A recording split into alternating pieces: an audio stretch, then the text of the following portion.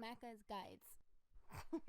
Hey everyone, Macca here, and welcome to another 100% full game walkthrough. Today the game we're playing is called Still Wakes the Deep, releasing in mid-January 2024 for the Xbox on Xbox Game Pass, as well as on PlayStation and the PC. Generally, I like to just hop right into gameplay, but for this game, there are quite a few things we need to talk about before we get started. This game also has no chapter select, so it would be a really good idea if you did everything on your first playthrough. So let's start off by going into the options, and I'm going to show you some very important things here. For show hints, we can put that onto on. That'll just make the game a little bit easier, but we'll talk about that later. For the game mode, we can go to story. That should also make the game a little bit easier for us. And for accessibility, we do have to change the language to Scottish Gaelic, which is this language right here. You have to play the entire game in Scottish Gaelic subtitles to unlock an achievement at the end, and you cannot change the language halfway through the game. It has to be the whole game. Otherwise, you can leave the subtitles the way they come. That's completely fine. Reticle size is also completely fine. There is a colorblind mode. For field of view, feel free to increase it. I'll keep it at 90 because that's what everyone's going to be using. For head bob, this is definitely a setting that I prefer having at 0. It's going to make the gameplay a lot more clear if you are watching. I'm going to turn head roll to 0 and camera shake off as well. And then for video, I would recommend turning motion blur off, film grain off, chromatic aberration off, and the quality preset, I would recommend performance. This game does not run very well, but on performance, the frame rate is tolerable.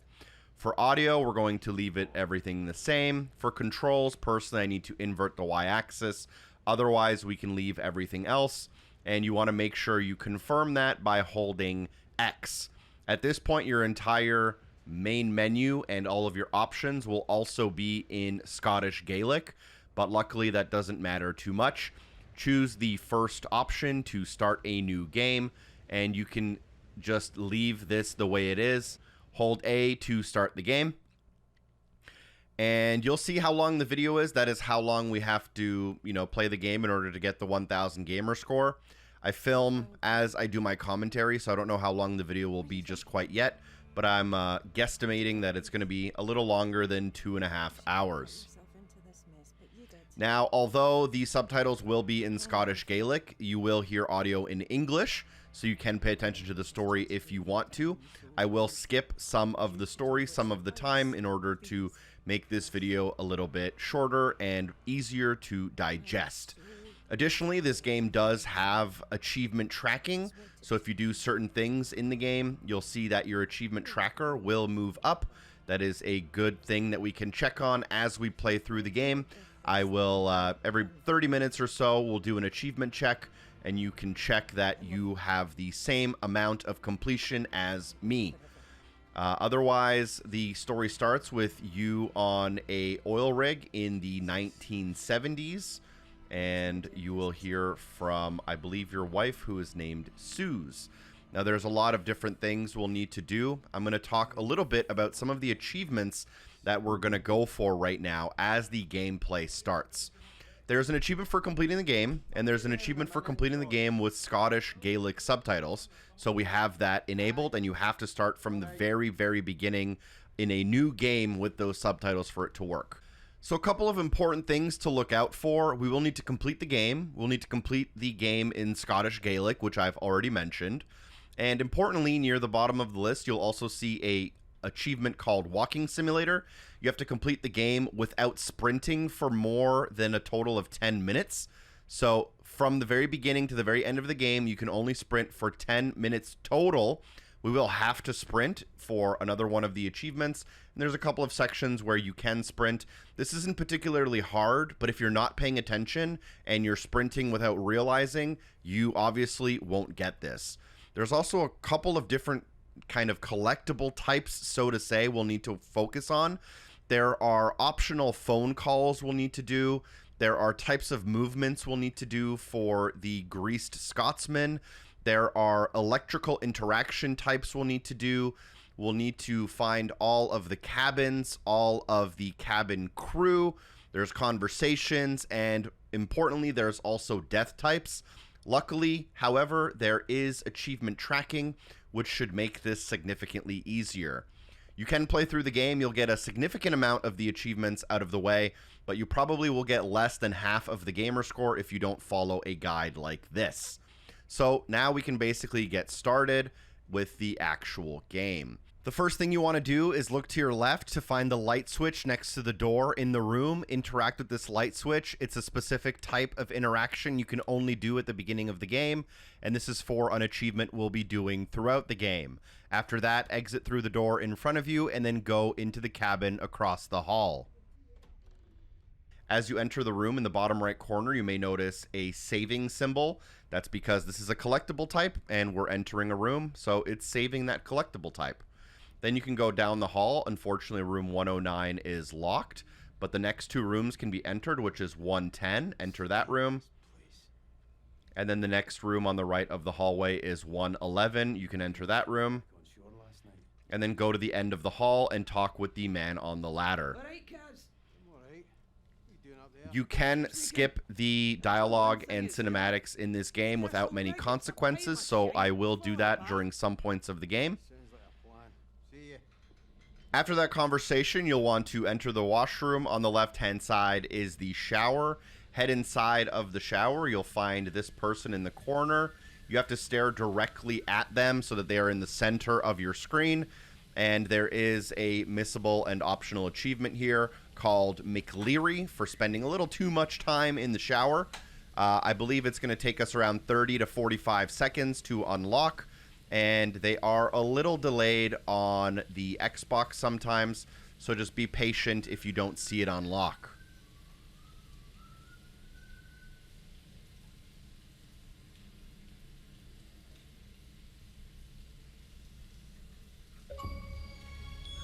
You'll also get a save icon in the bottom right-hand corner to let you know that it is done.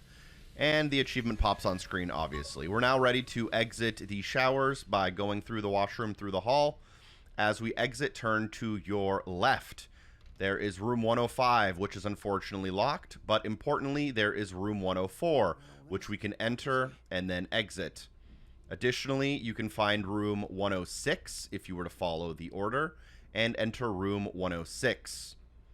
You can then exit by continuing down the only hall you can. You can get hints by pressing left on the D-pad. Unfortunately, unless you speak Scottish Gaelic, which I would imagine most of you don't, they aren't particularly helpful, but they will give you a waypoint marker that you can then use to follow in the direction you need to go. At the bottom of the stairs, you do want to head towards the crew lounge. Head through this door in front of you and into the crew lounge in front of you. There are a ton of little items that you can interact with and use throughout the game, but I will be ignoring most of them. You're free to venture off on your own. But at the end of the room, there is a TV, and you're going to interact with it to turn it on. This will also trigger a save in the bottom right corner. We'll need that for later. You can then head back out the direction we came and head towards the canteen. There are a lot of doors and a lot of hallways in this game. Most of them are completely dead ends. Once you enter the canteen, there are 3 optional conversations you want. We're going to start with Trots, O'Connor, and someone else here. Feel free to listen, or you can skip the conversation by pressing B. There is a second conversation near the middle of the room. These are optional, but there is an achievement tied to them. This second conversation is with Brody. We're going to skip that as well. And then there are 2 more tables with people, but only one of them have a conversation, which is this man who is by himself. Interact with that conversation. This is Adair, and we're going to skip that as well. This is your last day on the oil rig, and you are supposed to be sent home fairly soon. Feel free to now turn around, head towards the kitchen, and talk with Roy. Roy will be a reoccurring character, and there is an achievement called All Beans for talking to Roy specifically. You have been called by Rennick, who is your boss, to head to his office and have a conversation. You will want to go and exit out of the canteen, turn right through the deck, and then you can exit straight out. There's nothing else you can actually grab here.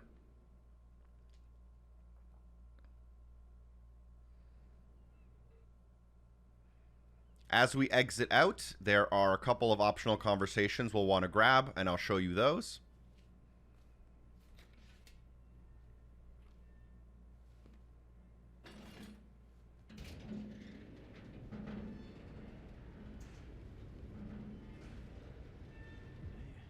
As you come outside to the deck, head down the stairs to your left. Try to head down the next set of stairs where there is a welder who is blocking the way, and make sure you have a conversation with them.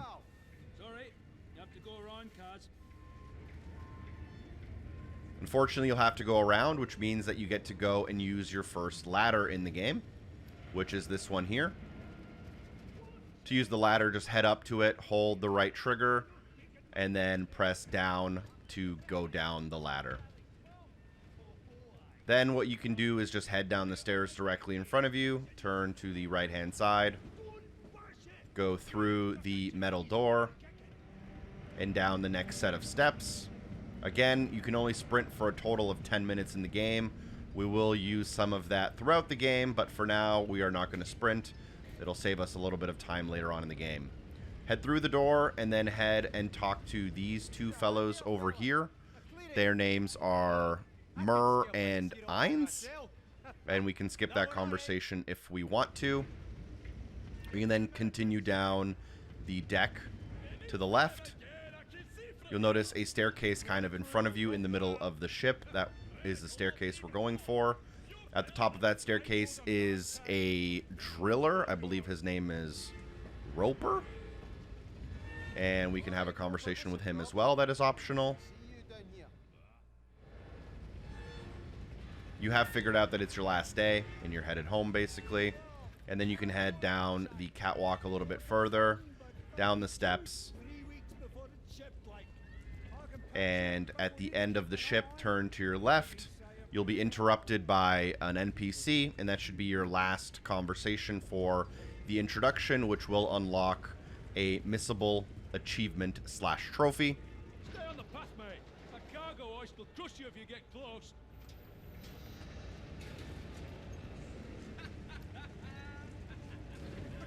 As you go towards the lift, this person will interact with you. Their name is Scooby, and that should be the last conversation we need to unlock the social butterfly. Oh, you're a lifesaver, mate. At this point in the game, I'm actually going to open up my achievements. I'm going to turn on the achievement tracker. I'm going to turn the achievement tracker on the right side of the screen, and I'm going to show 4 achievements, and we're going to put a decent amount of transparency on them. There is a lot of tracking in this game, and I'd like for you guys to see that tracking happen live. One of the things we can do is sprint. So to sprint, you can hold down the left stick or the left trigger. And that, you'll see, has a little bit of progress towards Greased Scotsman. That is an achievement for doing every type of action while sprinting. With that done, you can now head up to the fuse box, open up the fuse box, pull down the lever. This should take out the broken fuse, replace it with a working fuse. Pull the lever up in order to activate the elevator, and then head inside.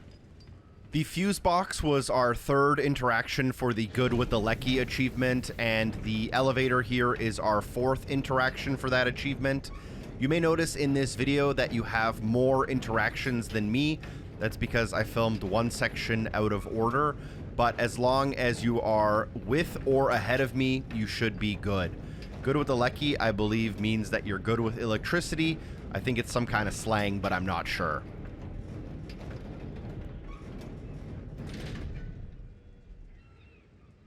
Once at the top of the lift, you can turn around and head through the door. Here, what you can do is you can feel free to explore over to the helipad and different locations. This game has a lot of hallways that just lead to dead ends. I've played through the game to make sure you don't have to waste your time looking at them. But if you go to the manager to have a conversation, this is one of the longer cutscenes in the game, but it really does set up the kind of tone of the game and the story of the game. For the purposes of the video, like I've mentioned before, I'll be skipping a fair amount of optional cutscenes here, including this one.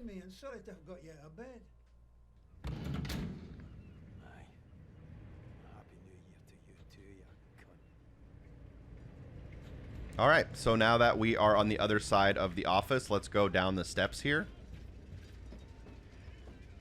Here you'll notice that there is a ladder that we cannot use, so we'll go around it. Feel free to sprint here if you really want to, but like I said earlier, just to err on the side of caution, we're not going to sprint until pretty late in the game. Eventually, you'll come here, and then you'll want to go up the stairs towards the helipad.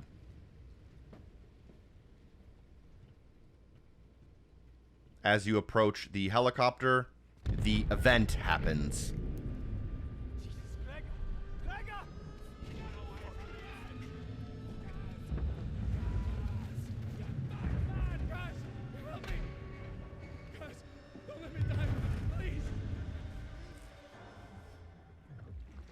The event is kind of the mystery that gets us through the entire length of the game.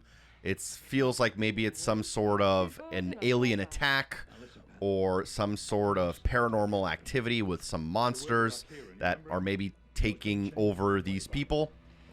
And from one cutscene we go to another where we see our parents in our old home. We can skip that cutscene as well if we would like. To continue the game, we are now done with the intro for now. Guys! Christ! He's gone cold! Shit! Guys! Get his legs! We can't leave him out here! Move! Fuck! Can't! After the next cutscene, we can start working on a couple of new things.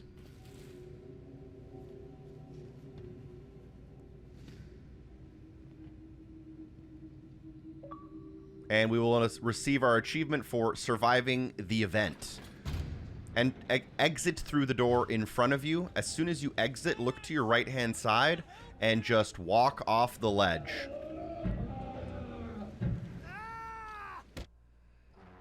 You'll see that we made progress on the full Phantom 5 achievement, which is for dying to the ocean in 5 different locations. That's going to be our first of 5 locations. Additionally, you can sprint here, jump sprint. You can grab onto the ladder and climb up while trying to sprint. And you want to try to climb down the ladder while sprinting. These actions should make Greased Scotsman go up a little bit.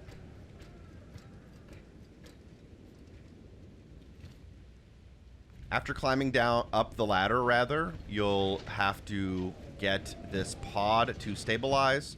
You can do that by following the blue cable.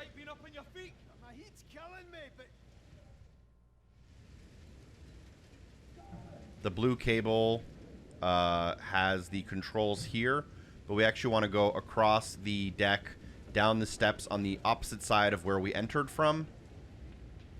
Down here, we'll find the instructions, but the instructions are to pull the lever. That makes progress towards good with the Leccy, by the way. After pulling the lever, head back up the stairs.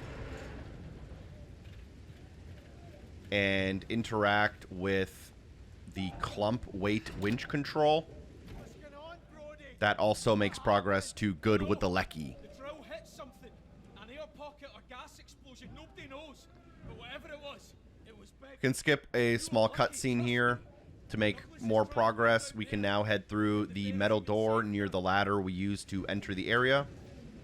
After you head through there, go around the corner and keep walking. Head down the next set of steps. And then here, what we can do is we can look to the left. And here we're going to need to do a sprint jump. So we're going to... Well, you don't need to do a sprint jump for the first gap, but we will. And then for the second gap, you'll need to do a sprint jump.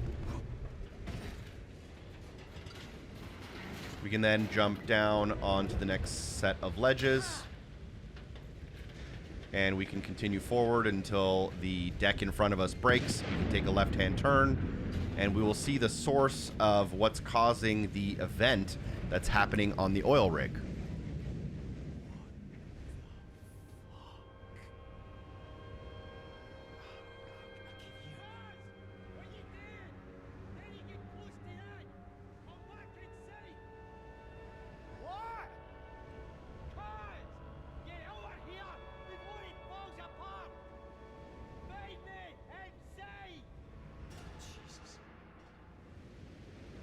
After that cutscene, we can continue down the deck, the only direction we are allowed to go. At the end here, you will find a locked gate, so use your pry bar and then follow the QTE to open it. Once here, you will be climbing a ledge, and we are going to fall off this ledge in a somewhat, on purpose. So about halfway down the ledge, just try to move to the left or to the right. And instead of interacting with the QTE, let it fail. This is another death type that we are trying to get all of. There's a lot of different ones: steam, fire, drowning, fall damage, electricity, ledges, monsters, and so on. So make sure that when I die on screen, you also die. If I'm showing you a death, that means it's on purpose, because if I die by accident, I will edit it out to make the video better. Now we can go back across the ledge again. If we do fall off, you are going to use the QTE to save yourself this time, and then you can continue across the gap. Here you will see fire in front of us. We are going to walk into the fire. That is another type of death. So for now, walk into the fire and just sit in it for a bit.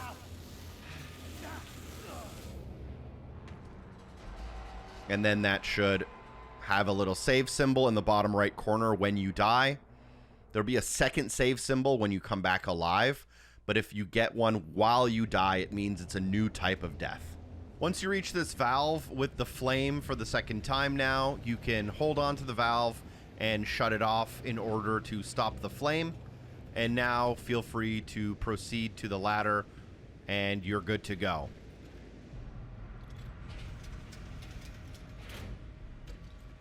Feel free to sprint up this ladder just in case you didn't get it the first time we used a ladder. Top of the ladder, just follow the walkway to the end here.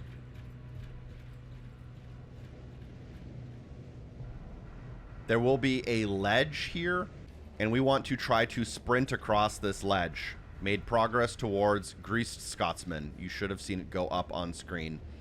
Here we're going to be doing a sprinting, jumping, and then holding the right trigger to get onto the ladder.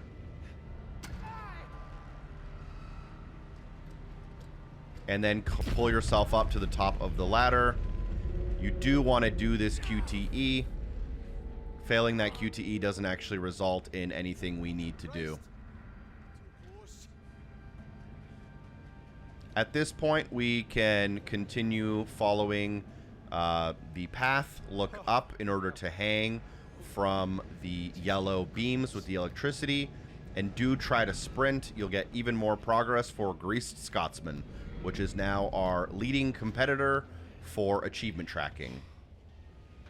Jump off the pipes at the end, and then follow the decking here, around the corner, up the stairs, and through the door.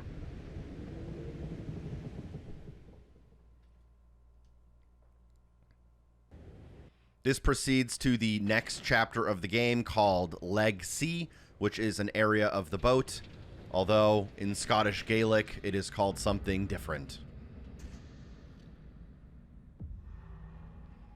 You can then walk forward, and you'll want to go down the ladder.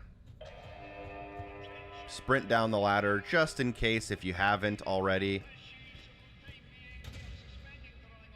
And then climb down the ladder again, and you actually want to jump to your death here. just to make sure this is another location that we've correctly died in. So just hop up on this little box and then jump right into the middle of the pit.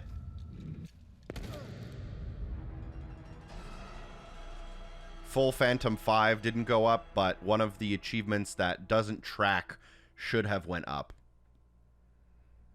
We should respawn then, and all we need to do is now walk forward, hang from the bars again. Feel free to sprint across these bars to make sure that it counted towards Greased Scotsman.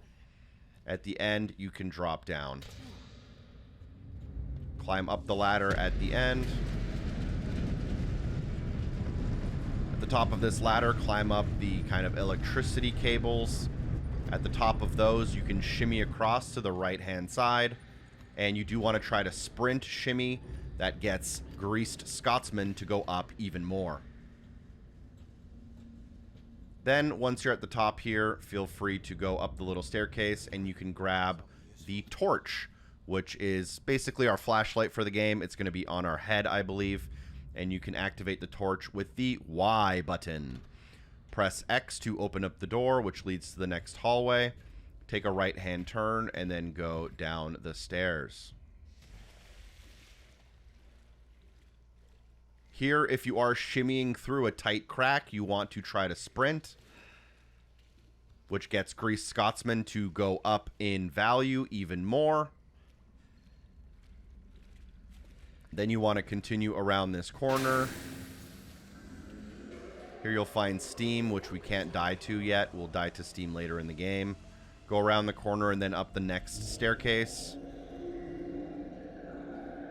Here you can crouch and try to sprint crouch, but I don't think that works for Greased Scotsman.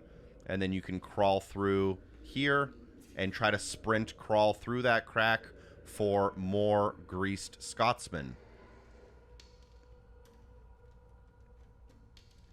We're trying to get as many of the movement out of the way as possible. Again, if you didn't get it the first time, don't worry. There's a lot of these little crawl sections. So we're going to crawl and try to sprint again if you didn't get it to work the first time. Although we have sprinted a lot of individual times, the amount of total time we've been sprinting is really not that much.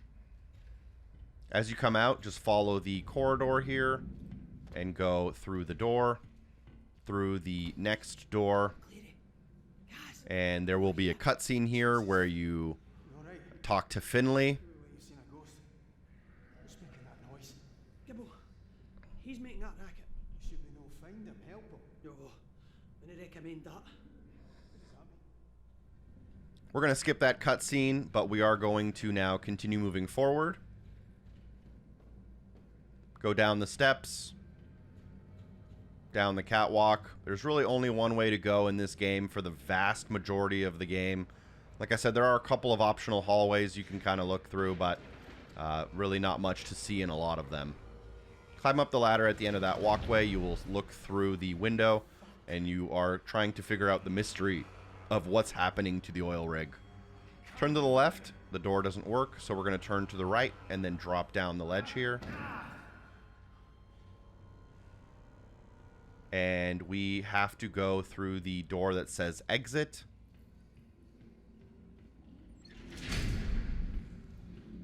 There will be a ladder that just fell to our left. It was just to scare us. It doesn't actually hurt us. But there will be some steam coming from these pipes. This is another death type. So let's die by steam by just standing in it until the unfortunate happens.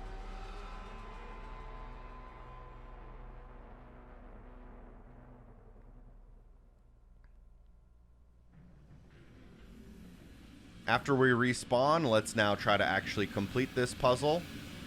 Interact with the wheel and try to close it. That should allow us to now go down the ladder right next to us. At the bottom of this ladder, you may want to turn your flashlight back on. You can interact with another valve to close that valve, and that will close another one of the little steam vents. And then you can go up the ladder right next to that one to find the third steam vent. Or valve, rather. right trigger in order to close it. Sometimes I watch these videos back and I realize in my commentary I'm trying to focus on my notes, the gameplay, and what I'm saying at the same time. And sometimes I will misspeak. It's not because I don't know that a valve is a valve instead of whatever I called it 20 seconds ago. It's because my brain is not good enough at multitasking, I guess. Anyways, we're going to backtrack to where we came from. Then you'll be able to now get through all of the steam vents we weren't able to previously get through. Crouch underneath this desk. And then what you can do is call this ladder release. Climb up the ladder by holding on to it and climbing to the top. Once at the top of the ladder, I believe this is optional, but it's good to have just in case. Jump off of this ledge and you should die from fall damage. This is technically a different type of fall damage than the one we did earlier, and this one also doesn't involve water, so that's why I'm doing it just to be safe. But luckily, this will respawn you back at the bottom of the ladder we just climbed, so we only lost about 10 or 15 seconds here.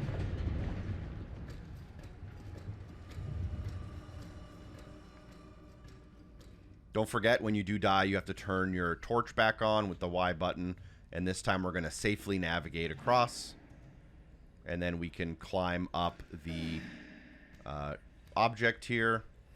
Shimmy across. Again, you have to sprint shimmy once in the game. It's one of the harder ones to find, and then you can pull yourself up. Once up here, there is a ledge. Let's go across that ledge. And again, if you haven't sprint shimmied across the ledge, try that for the Greased Scotsman. Through one door, then through another. And we now enter this area where there will be a monster, although I'm not quite sure you can actually die to it. It does seem like this monster is mostly psychological. You're just going to follow the yellow. It's incredible that they painted everything yellow for us so that we know exactly where to go. You do have to mantle here, and you want to sprint mantle, if possible, and then go across and keep following the yellow. Crouch underneath this next pipe.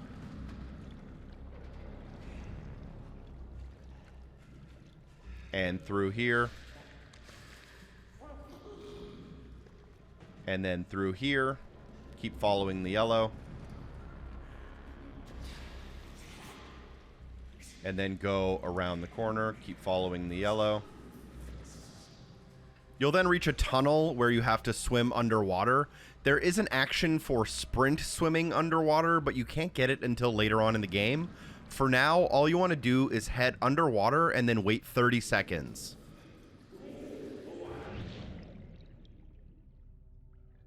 After 30 seconds, you can imagine what will happen to your character. Use your imagination to figure out what's going to happen. And after that 30 seconds happens, you will unlock an achievement or trophy. This one is called Cerebral Anoxia, and it's for drowning inside of the rig. There are more opportunities to get this later, but I just want to get as many things out of the way as possible, as early as possible, so that when we do achievement checks, things are as simple as I can make them. If you are enjoying this video, by the way, make sure you drop a like and share the video with a friend. Subscribe if you want more content like this, and thank you for the support if you do any one of those.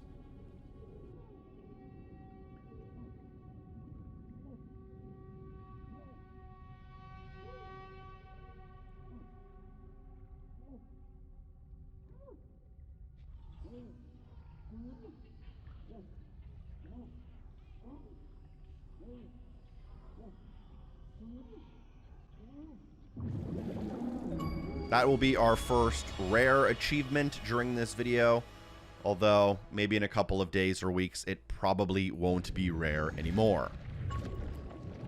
That is also a drowning death, which is a type of death, as we are collecting all of those. Falling into the ocean doesn't theoretically count. Once you do respawn, press Y to turn your torch on. We do have to redo the last minute of gameplay, so I'm just going to be quiet as you do that. Just keep following the yellow as we did before.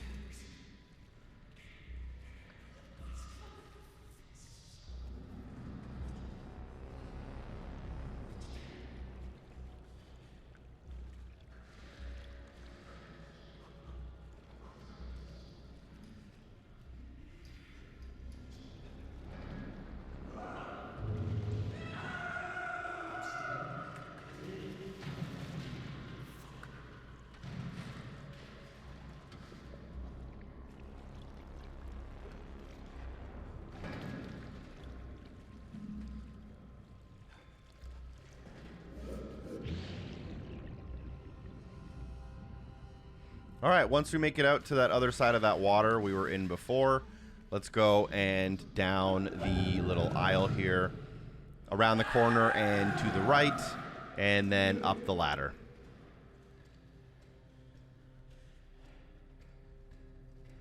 Top of the ladder, interact with the hatch. And then head down and into the hatch using the ladder.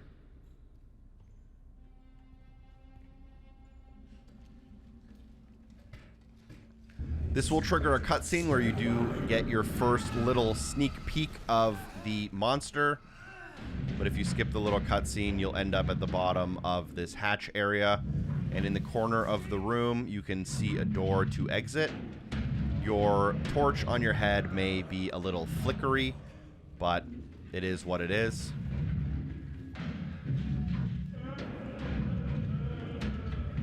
Once you make it into the next room, you'll see that I believe Douglas hasn't quite made it. And you can move Douglas in order to be able to use the ladder here. Douglas? Can he be?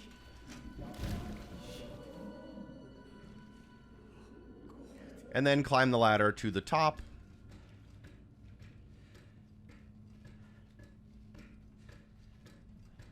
And then follow the path down the steps to the right, into the water, and forward.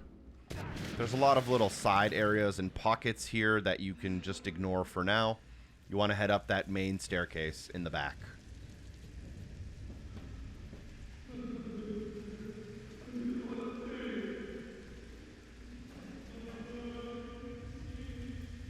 And you want to go through the door that says to lifeboat will be locked. So let's keep going up. I do have a lot of notes, but certain things like that will escape me from every now and again. We're going to keep going up, and there will be a door that is then open. So head on through this door towards the lifeboats and interact with it. And I believe we will unlock the Breathe In achievement, which is for escaping from engineering. We also did get progress towards body count, by the way, for finding Douglas. That's not something you can miss. As you enter into the lifeboat accommodations or lifeboat area, we do want to interact with the heater here by turning it on. We will need to warm up our hands before we leave. Fuck. Stop thinking about it. Jesus. Right. If you do want to do a quick achievement check, I don't blame you. We're at 6 out of 37 for 55 gamer score. Grease Scotsman is at 81%. Good with the Leccy is at 38%. Full Phantom 5 is at 20. And body count is at 5. We can now leave the heater and exit through the door in front of us. As we exit here, you want to look to the right-hand side, go through the door, and there will be a phone call on the wall here. You have to pick up this phone call. McLeery here? And you want to wait for the phone call to finish. You know what's going on? No, but we hit something. You need to get out of there. Don't need to tell me twice. Listen, something's wrong in engineering. It's not safe. We'll go through the leg and come up through the underrick. Rennet better give the evacuation. Connor, you have to go through accommodation. It's all blocked. Do you hear me? O'Connor. All right. That phone call should trigger a save icon in the bottom right-hand corner. And we can then go back into the hallway we were just in. And if you look at this door on the left, you'll find a staircase. Go up the stairs. Top of the stairs, go to the right, which is to the crew lounge. Inside of the crew lounge, you want to go and interact with the door at the far end. The TV in the corner should also still be on. Trots, is that you? I can't hear you, man. Open the door. Trots, the door's blocked. I can't get to you. What's up with you, man? Are you hurt? Jesus,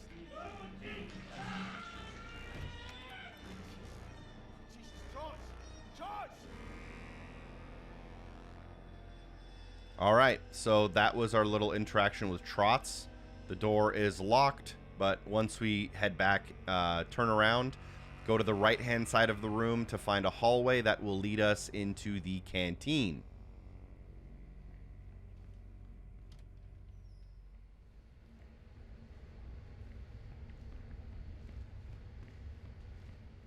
Once inside the canteen, you basically just want to make your way to the far corner and go to the galley. And here you will find Roy. Fire! Get in, quick. Thank God you're alright. There's a cutscene here. We are going to skip it for brevity. After we skip that cutscene, we do enter into the kitchen here. There are no items we can interact with quite yet, but those are coming soon. Crouch and head through the hole in the ground here, or the vent, and then go around the corner towards the helipad / lifeboats. As you exit out here, look to your left, and then to your left again. You'll notice a fallen light fixture. This can be a death to electricity. Just keep walking into it, and make sure you get that save icon in the bottom right corner when you die. There are 7 of these locations, and you'll need all of them for a 1-point achievement. We'll then respawn back in the kitchen, head out the door, and go to the right through this crack. Good Leccy and Clear Down, by the way, have updated with some tracking on them. Head down the steps, and as you're coming down the steps, you'll break through the ground, and there will be a tentacle directly in front of you. This is another type of death. What you want to do is you just want to walk into it 2 or 3 times.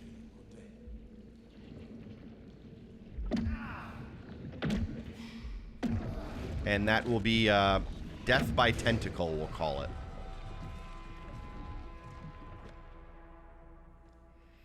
We'll respawn at the top of the stairs, and then we can go down the steps and fall through the ground again. This time we'll skip the cutscene. We'll turn to the right-hand side, and we'll enter into the laundry area by using the vent. There is a missable achievement / trophy we're going to grab right here, by the way.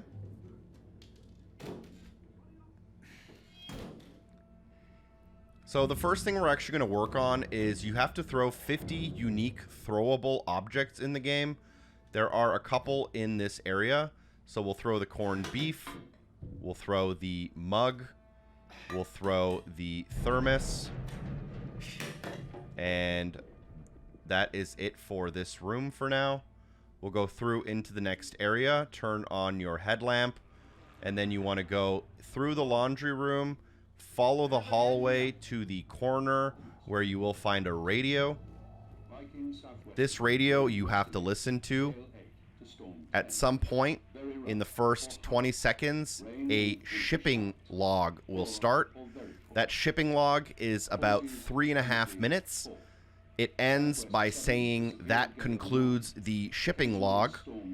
And once that happens, or the shipping forecast, I guess, once you are at the end of the shipping forecast, which takes about 3 or 4 minutes, an achievement called Sailing By should unlock. And that's the end of the shipping forecast. Good day to you all. So right there, you could actually hear the game say that is the end of the shipping forecast. Luckily for us on this video, it unlocked right when it was supposed to. I've played through the game already twice, and that is the first time it's unlocked on time for me. So if it didn't unlock for you, just keep playing or restart the checkpoint and try again.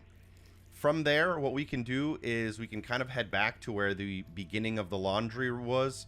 Here we'll find a hammer we can throw, a cup we should be able to throw. This is a wrench we can throw, a white hard hat, and I believe we can throw, there is lubricants we can throw around in the game, but I guess that one doesn't count. We should be at around 6 items thrown, and we can now proceed. There will be a ton of items through the game, but generally speaking, you can only throw them during sections where there is an enemy. Go through the lifeboat access, and then you'll be able to get this small cutscene to play. And as you exit, you can then turn around and leave. Just go straight through the door in front of you, and then exit on the right-hand side.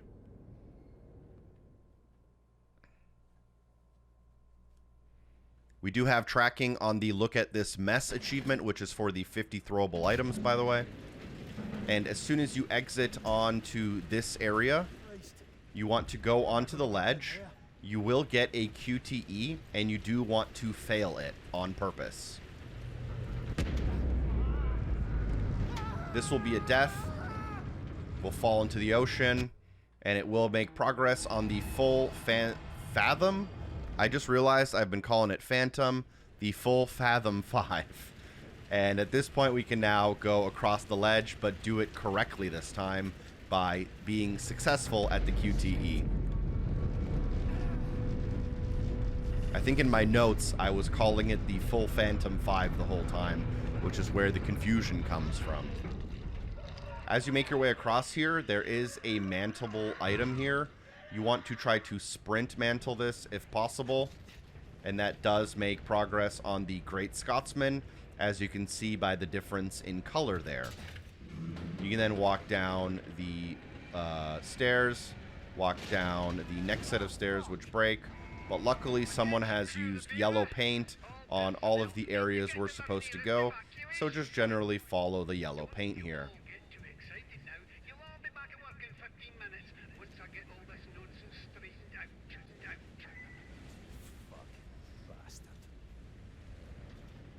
This time you will want to do the QTE successfully, and that should let you jump across the gap to the next area. Here you'll need to do a sprinting, jumping, grabbing action, and make sure you successfully hold the left trigger and the right trigger in order to pull yourself up correctly. We will have to get across this narrow gap, which we will want to do.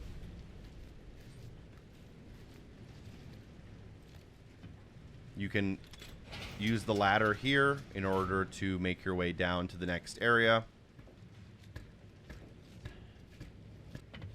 Once at the bottom of the ladder, you will see your first lifeboat. This one does not work, unfortunately, so let's continue around.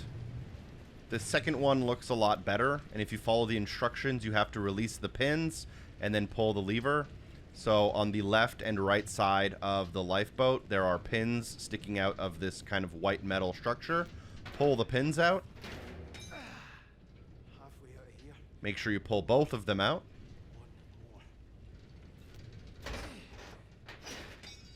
And then go to the right side of the lifeboat in order to pull the lever and release the lifeboat.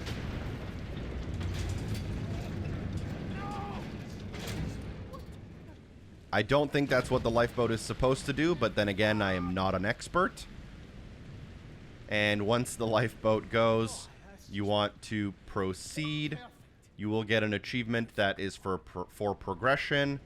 Then go up the stairs and up the next set of stairs to your left. Try to open the door. The phone will start ringing behind you. Make sure you go and pick up that phone call. Now, this next advice is completely up to you. This phone call is about a minute long. You can skip through it, and I will be skipping through phone calls when possible in the video, just to keep it nice and tidy. Alright, so that phone call was important, and after that phone call, we can now head back up the stairs and go through the door.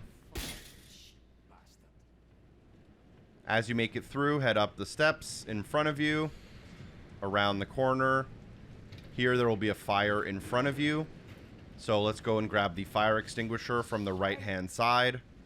Once you grab the fire extinguisher with the X button, use the trigger to extinguish the fire,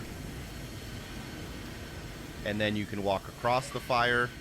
This should get you an achievement called Fahrenheit 0451. And then you can throw the fire extinguisher on the ground. You can't toss it. It's not a throwable item, but you can go up the stairs and through the door in front of you. As you get into this room, make sure you pick up the phone call. This is technically the third phone call, but I believe it's only the second missable optional phone call. So that's why you may be a little confused as to why the tracking is a little bit different every time.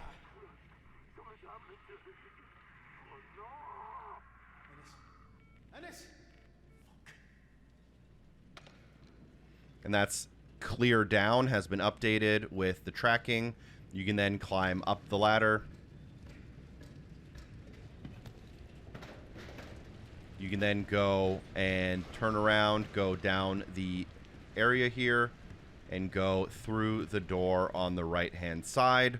This door leads into Utility, which is the next chapter of the game.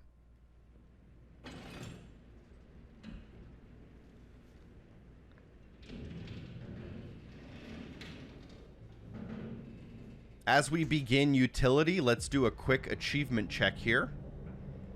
We are at 125 gamer score, 90% of Greased Scotsman, 53% of Leccy, 40% full Fathom 5, 25% on the phone calls, and we've thrown 14 unique items, and we're at 10% of the crew members.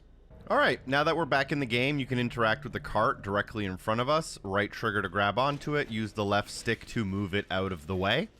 There are a couple of achievements that we're going to grab right around the corner, so head through the door. Take a left-hand turn, up the stairs, and through the doorway in front of you. Feel free to use your headlamp if you need to.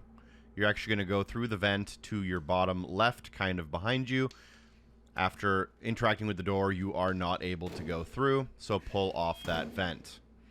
Then crawl through the hole, and here you can sprint mantle up onto this ledge if you haven't already done these actions while sprinting for the Greased Scotsman. There's only one or two more activities to do either way for that, so hopefully you're as close as I am. You'll have to make your way across this gap. You don't want to fail. Just make your way safely across. And then there will be some vents here that we are going to just keep going through. You can try to sprint here, but it's not really necessary. At the end of this vent, turn left 2 times. And we are going to have our first encounter with the monster. 2 controls you may not be familiar with is the left bumper and right bumper will make you lean left and right. We need to spot the monster while leaning, which will happen in the next room. And then we need to hit the monster with an item. The first thing we're actually going to do, though, is when we enter the laundry right in front of us here, is we're actually just going to die to the monster. It is a specific death type, and you'll know that because in the bottom right-hand corner, the game will save instantly as you die. So just walk right into the monster, and that should be enough. That's basically how that works. When you are touched, you die. This will respawn us, though, inside of the laundry room. At this point, you want to get right across, and you want to hide inside of this area in the middle. Here you can find a wrench and a hammer, and you want to throw both of these, or one of them, at the monster itself. You do want to actually hit the monster, and if you do that, you will get the General Strike achievement, and then use your left bumper or right bumper to lean and see the monster. If you do that correctly, it should unlock the leaning into it achievement as well. You can take the hammer and throw it to the right of where you're sitting. That should get the monster to go and check it out, and you can now go across and leave the room. You will get chased as you leave, so we are going to sprint up the stairs as we run away. You don't have to sprint. There is enough time to make it without sprinting, but just to be safe, sprinting isn't too bad there. You only use about 10 or 15 seconds of it. Once you squeeze through, go into the kitchen, the first door immediately on your left. Go through the vent underneath one of the tables here. We're circling back to talk with Roy, and you will get a story-based achievement here, I believe called the Golden Needle. We're going to skip the cutscene for now, though.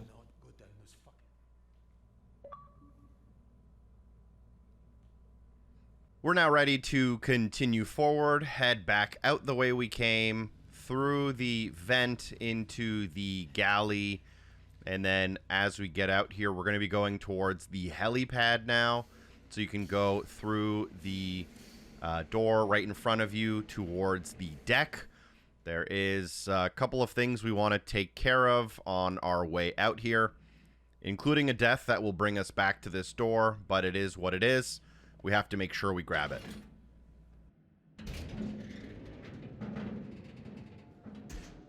As we get onto the deck, let's go ahead and start getting downstairs by following the path. As you follow this path and you come around the corner here, just keep following the only route you can. It's a pretty linear game. Go around the corner and then through the green container. As you exit the green container, head down the first ladder. As you come down the ladder, you should notice a fire in front of you with a thermos on the table. Go ahead and pick up that throwable item. And if you throw it off the side of the ship where the ladder is, it'll go into the ocean. And if you do that correctly, it should unlock the Jetsam achievement, as it just did there. And then you can start heading down the next ladder. As you come down the ladder, you'll notice some electricity. This will be our second electricity death. You have to get all of the unique ones. This is one of them. You'll know it's unique because of the saving icon in the bottom right-hand corner as you die.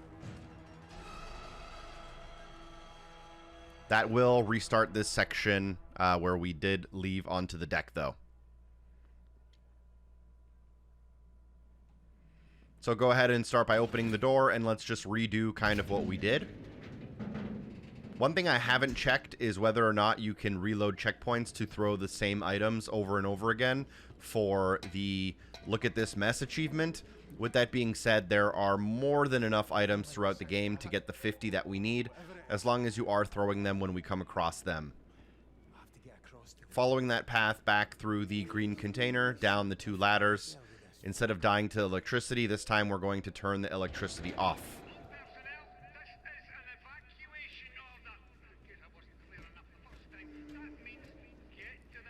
You're free to try to throw the thermos again just to see what happens. And then climb down the next ladder.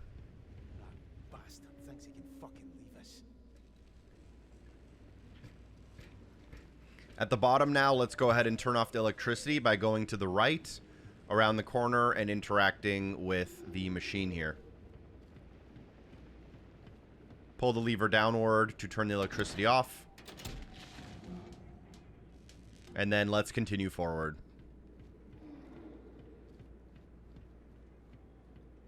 I really wish I could be sprinting during these parts of the game in order to bring you a better guide, but it is what it is. Head around the corner, and then we'll jump down onto this next ledge. In front of us, we will see a person that we can inspect. You want to make sure you do that. And then you can drop down and to the left of this person and shimmy through the crack here.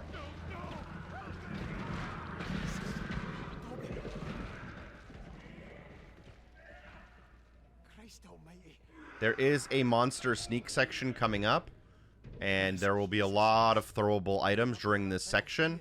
We're going to try to make sure we throw all of them, and we're going to try to make it through to the other side. And then after we make it through, we can die to the monster, as it's a different type of death than the last one. Let's go ahead and skip the cutscene and enter. We'll crouch through the crack here and keep an eye out for items on the ground. We'll be throwing them in the opposite direction that we're going to try to lure the monster into different areas that we haven't really been before. So the first thing we'll do is go through just forward and into this vent area. You will see this body that we can interact with again. You want to make sure you interact with it. Pick up the hammer. You see that we're trying to go over there, so I'm going to throw the hammer kind of in the opposite direction. You can sprint during these sections just to be safer, but you really don't need to. There's a wrench over here we're going to throw. There's a hammer over here we're going to throw also.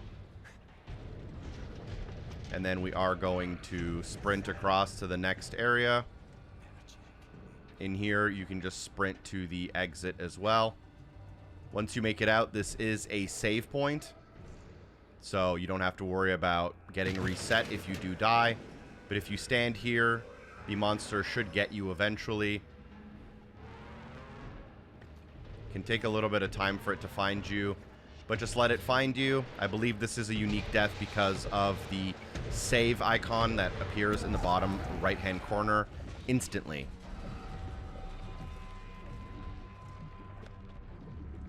Once we respawn, let's just go ahead and start walking forward. You can sprint here. The monster is kind of behind us. You can click in the right stick to look behind you.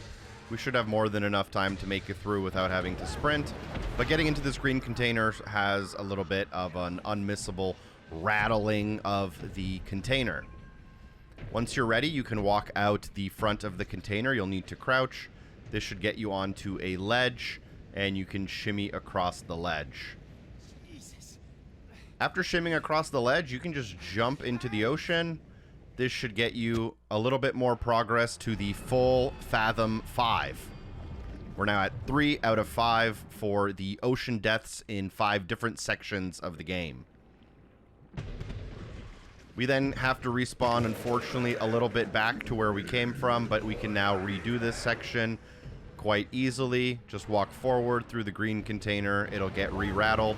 This time we will not jump into the ocean.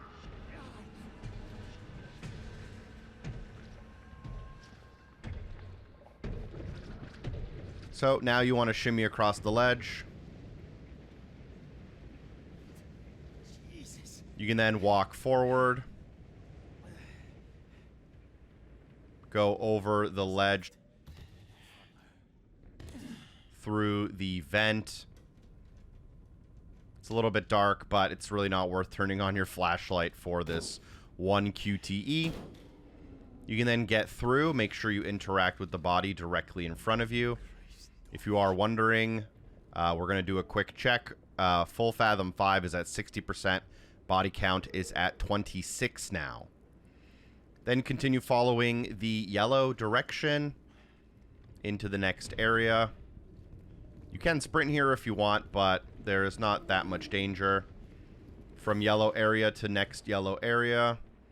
Here you'll have to crouch through a small crawl hole and then come out on the left side. As you do, there will be a cutscene. Let's go ahead and skip it. What we need to do is we need to go across this aisle and to the left slightly into the next yellow area. Here you'll be able to crouch and hide. And if the coast is clear, which it is, you can go a little bit further to the left. And then you'll make it through this fence. And if you make it under that fence, you can then go to the right-hand side, through a door, through a crumpled fence. You'll end up behind the elevator. Press the red button on the elevator and then raise it. Press the up button. This will reveal a new path for you. You want to go back exactly where that elevator just rose. You can do it by a shortcut using this ramp right in front of us. Just give us 3 seconds for the monster to move, and then you can now go where that elevator left. Feel free to sprint during this section as the monster can get quite close, and you'll end up inside of the elevator with our friend here. This starts a little bit of a cutscene, very short one, and unfortunately our buddy does not make it.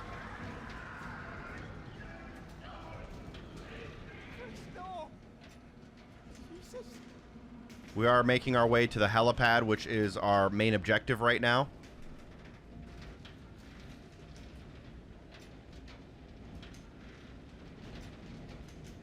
And this is a slow elevator, to say the least.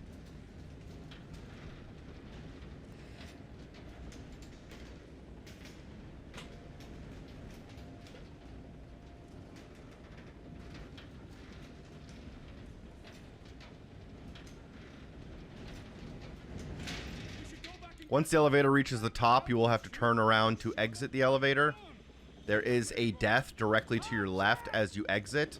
This should be the 3rd location of many that you can get for the 1-point achievement. Typically, I use the indication of the saving icon in the bottom right corner, and that one does have a unique save icon.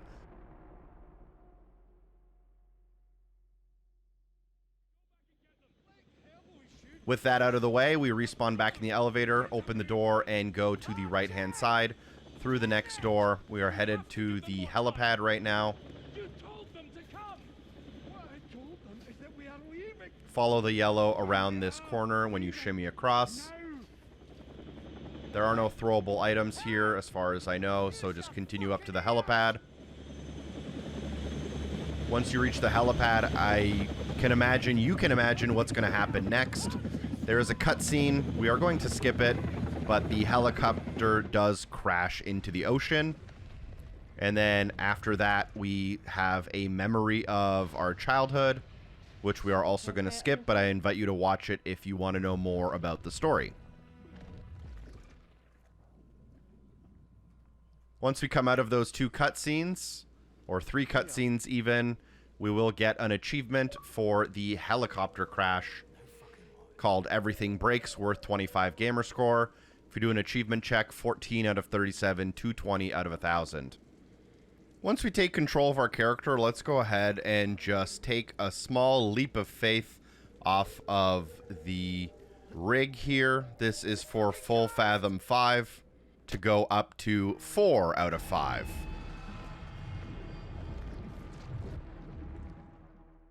We should then respawn, and we're going to have a lot of optional phone calls to grab here in the next couple of minutes. So you should see the call-related achievement move up quite a bit. Once you respawn, you can move forward towards the yellow tarp. Go down the ladder on your right. We're going to make our way through Rennick's office, who was our boss at the beginning of the game. As we do that, there will be a phone call. I don't remember if this one in specific is optional or not, but you'll go inside. As you're trying to leave, you will hear the phone to your left. Make sure you interact with the phone. And as with the previous phone call, you're free to skip this one if possible. It's around 30 to 45 seconds. Shite!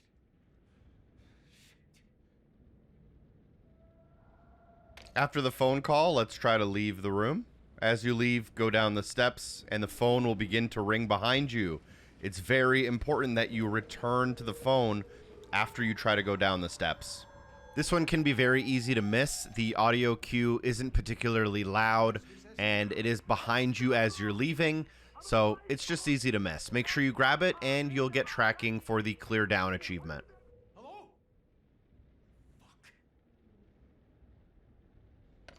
That second phone call was optional, which is why you saw the clear down achievement track. You can then actually now head down the steps for real this time, enter into the administration door to get to the next chapter named Administration.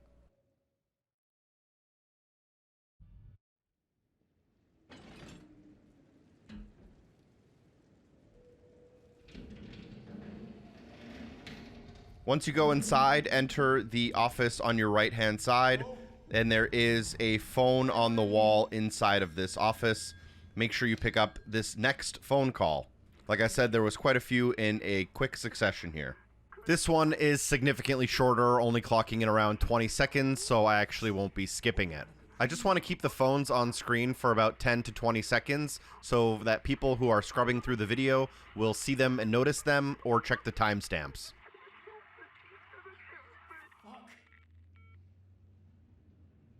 As you can see from tracking, that was optional, so it's a good thing we picked it up. And then you can go to the right to the fire extinguisher room.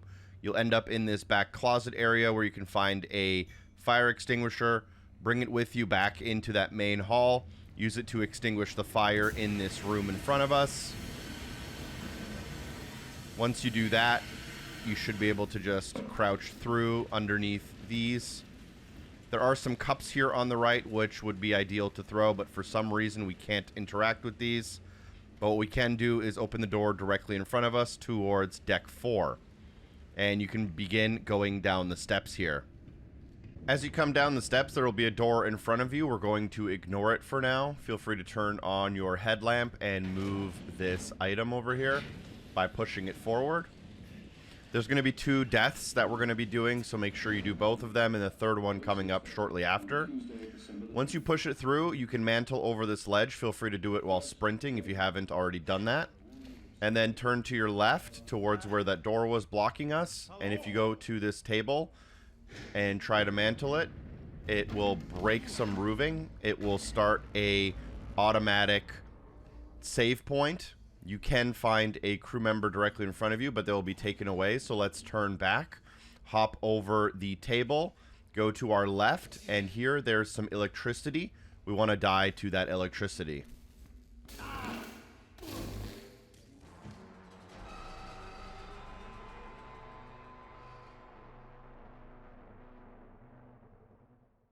Once you respawn, hop over the table, and now you actually want to go forward. This will start a little bit of a cutscene here where the monster will begin chasing you, and we will die on purpose to this monster.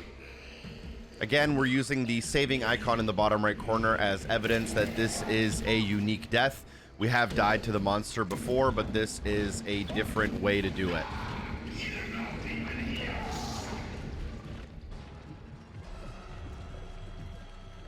Once you do respawn, make sure you do turn on your flashlight, and now there will be a chase sequence. Feel free to sprint during this chase sequence if you want. It's only about a minute long, so you want to keep that in mind. If you've been sprinting a lot, you want to minimize the amount you're doing that so that you can have a total of less than 10 minutes. But it is what it is. At this point, it's not an awful idea to do a little bit of sprinting. Sprint forward, hop over the table, through the doorway. Keep sprinting a little bit if you want. Hop over the next mantle object. Make sure you are sprinting as you're mantling and doing different movement things for the Greased Scotsman. I am walking at this point, and then you can crouch on through here. Feel free to try to sprint crouch if you haven't already. Try to sprint crawl if you haven't already. Once you come out of the crawl, look to your right-hand side. Go into this washroom, pull the cart to reveal a small area we can get through. Go around and through that hole. Then go through the door in front of you. Then go around the corner. You can try to sprint shimmy through the gap if you haven't done that already. You can then try to go through the door in front of you and take a turn around the corner. You will have to then turn around as the monster's in front of you and head backwards. You'll fall through the floor. After you fall through the floor, head forward and over the table in front of you. Around the corner here to the left. Through the storage shelves, and then this is a very important moment. After you go through this door, you do want to walk into the electricity. I did miss this on my first playthrough, so an achievement will unlock. It's not going to unlock for you until later. You still have 3 more electricity deaths to go. After you do unlock this electricity death, though, you should get a save icon in the bottom right-hand corner. You'll respawn, turn on your flashlight, and then head back through the hallway, but this time we'll do it successfully.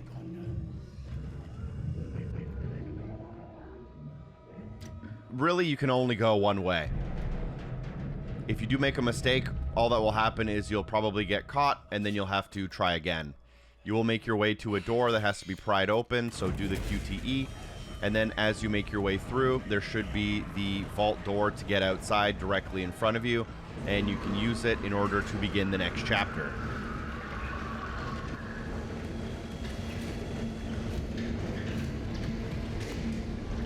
Luckily, right after this little cutscene here, we do get an achievement out of the way that we've been trying to collect for a fair while. You will be able to now go outside, and we can finish up the full Fathom 5. Or if you've been following this video, I've been calling it the full Phantom 5. You are free to decide whichever one you want to call it. There is a progressional-based achievement called I Am the King that will unlock here. Not in my notes, but it is what it is. So the best way to get full Fathom 5 is to turn left, go use the deck. You'll see this helicopter hanging. I believe it's a helicopter. And all you want to do is just walk off the ledge and fall directly into the ocean below. This should unlock full Fathom 5.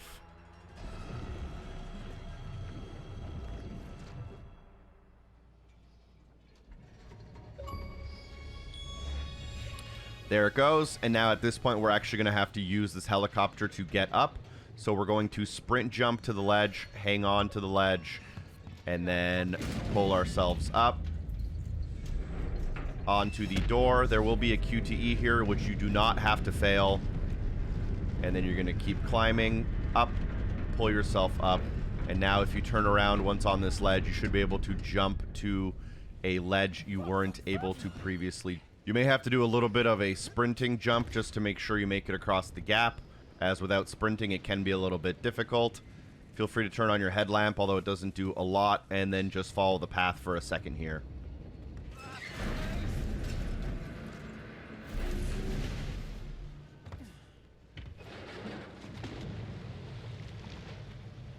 As you come down the steps, the path will be blocked in front of you. You'll have to pull the trolley out from behind it by going to the left, and then you can interact with it and pull it out of the way. You can then head back to that main path and continue a little bit forward in front of you. I'm not going to be sprinting. You can to obviously save time, especially if it's your second playthrough. But once you enter this room, there is a phone call on the right-hand side. We are going to pick it up. Like I mentioned earlier, I have notes of every phone call. I just don't know which ones are technically optional for the clear down achievement. But we'll be getting every single phone call no matter what, either way. So we'll make sure to have that 1,000 gamer score or the platinum trophy by the time we are done. You can, by the way, hold the B button in order to actually skip these phone calls. So I am going to skip this one in particular. And once you put up the phone there, it does track towards clear down. We can then turn to the left and head down the hatch. There is a ladder here which we can grab and then go down. Once we are down, look directly to your left after the ladder, and you can use the pry bar to open up the metal gate, and then you can go through and head down the steps. At this point in front of you, there will be a trolley that is blocking your path. You want to push it forward so that it falls through the hole. Take a little bit of a running, leaping start to make it across the gap. And then you'll have to go through the blue container on your right. I believe here you can do a sprinting mantle. If you haven't done that already, make sure you do that. It's one of the harder ones in the game that you don't get to do very often. And then you can head through the door in front of you to end up back in the rig. Take a left-hand turn, go down the steps, and in front of you there will be electricity. We're going to walk directly into it and die.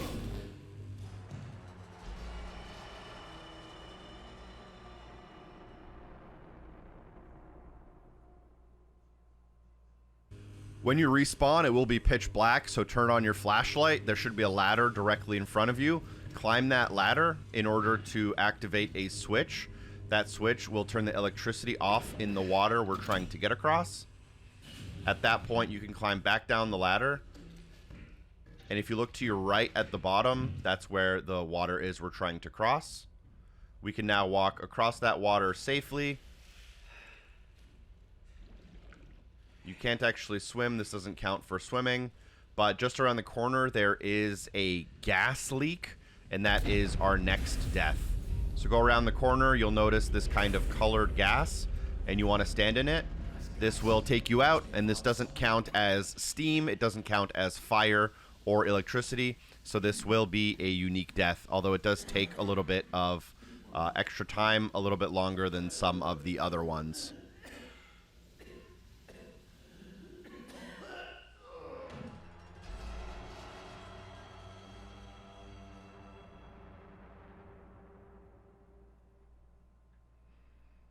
Alright, once you respawn, turn on your flashlight, head up that ladder. Let's just kind of repeat what we were doing. We're going to turn off the electricity on the switch, climb back down the ladder. This time we're going to turn off the gas valve in order to be able to survive that little room we were in previously.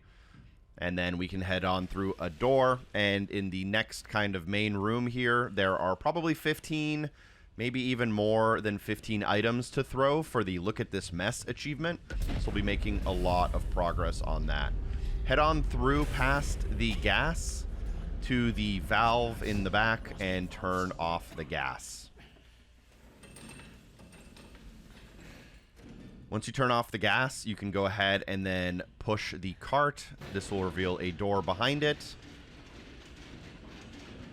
You can then head through the hallway if you fit. I cannot yet. And then on your way through, this kind of begins a bit of a next chapter.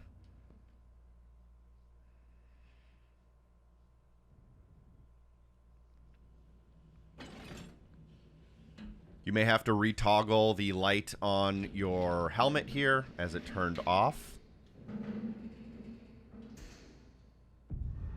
And then you can just walk forward and into the next room. There should be a cutscene here, which I will skip, but we are going to meet Finlay again.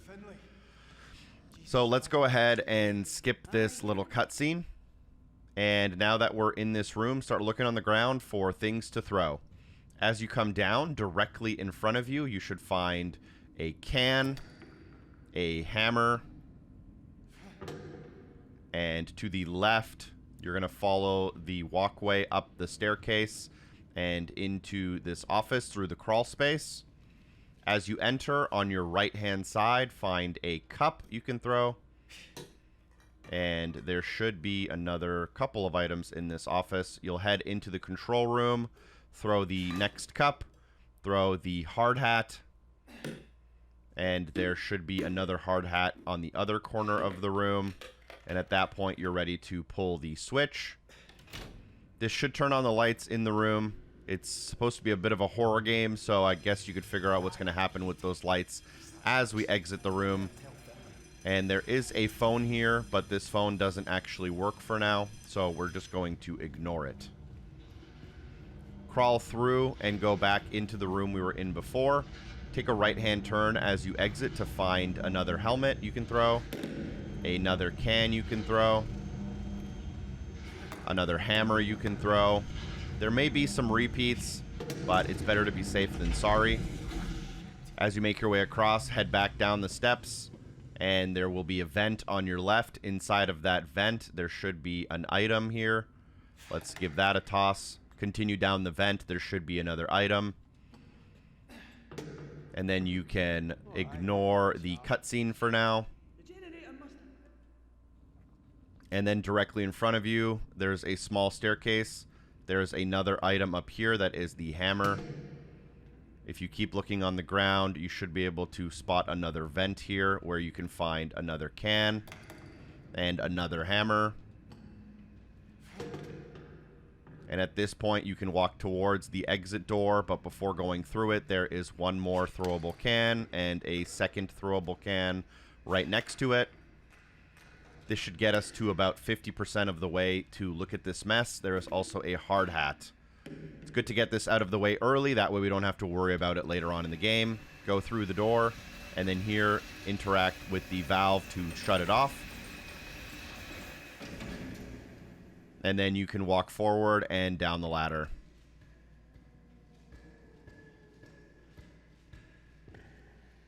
Turn to your left as you come through. And then here you can crawl through the vent.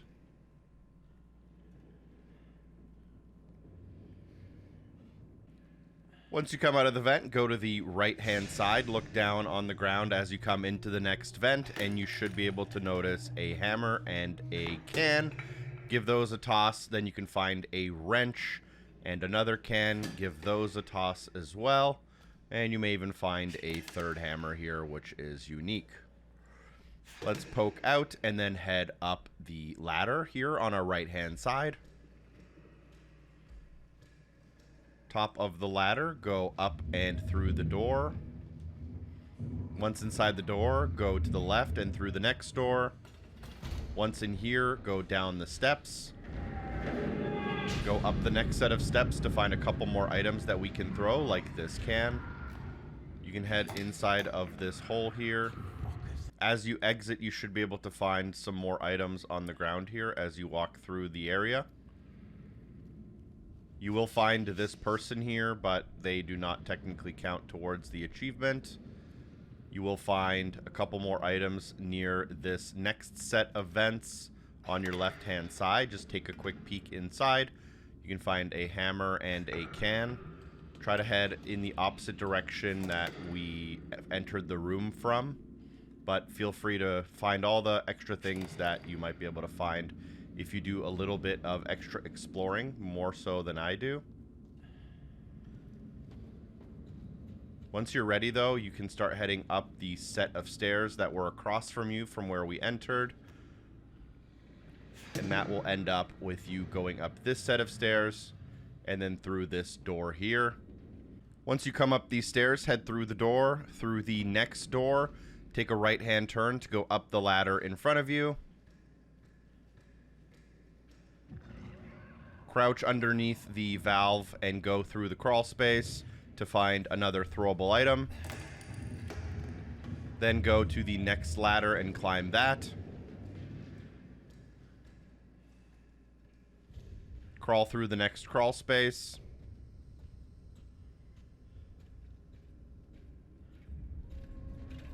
This leads to our next ladder. You should go down that.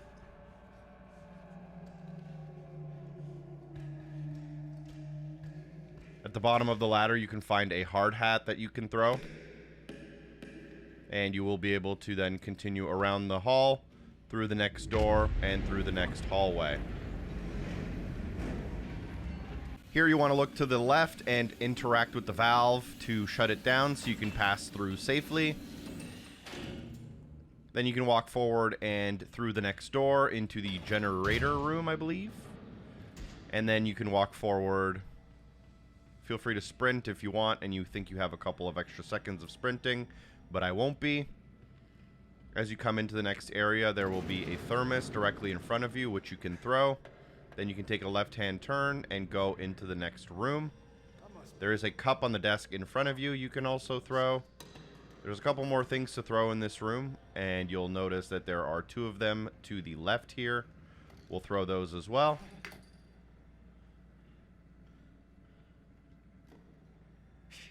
There may be some in this vent as well. To our left, there is an additional hammer and an additional can. We only need to throw a few more things before we're completely done.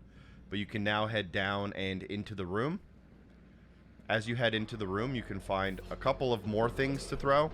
And there will also be an enemy here. We do have to die to this enemy for one of the unique deaths. You can head down into the room now and try to find a couple more throwable items. This hammer and that thermos are 2 more we could have used. If we head across this gap, we can find another hammer. And then we can find a 3rd hammer and a 4th hammer. With all of those out of the way, I'm not going to throw any more throwables throughout this video. If you don't have 50 yet, that's okay. You can find another couple in this room, and you can find plenty more throughout the game. So I will be ignoring throwables from now, but I am ready to die. So I'm going to go into the room. You can look for more throwables, but my goal here is to get taken by the monster.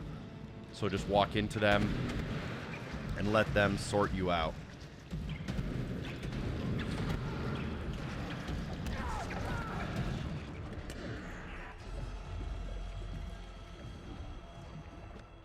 Once you respawn, make sure you turn on your flashlight, head back downstairs. If you still need more throwable items, there's at least another 15 in this room probably. Our goal is to make our way across to the left side of the screen there. That's where the control room is, and the monster will be kind of standing in the way. You can start off pretty strongly by throwing a thermos kind of where we start, right at the ground underneath us. You then should be able to just get right up and across, and you should be able to just make a straight line for the ladder in the back corner. Going up that ladder will then allow us to drop into the control room from above. There are more items to throw here if you need them. I've pointed out a couple of extra, and there will be more in the game. But once you drop down, you should be in the control room. You will need to activate these in a specific order, and that order is switch number 5, switch number 3, switch number 2, switch number 4, and then switch number 1. Doing that begins the process of powering the generator, but it's not quite done yet. It will start a cutscene here, and we're going to skip it, but basically Finlay lets us know that there is a key behind us. We're going to grab that key, and then once we have the key, we're going to go to that generator in the middle of the room and turn it on. This will also give us an unmissable story progression achievement. To leave this room, I did forget, you do leave through the vent, not through a door.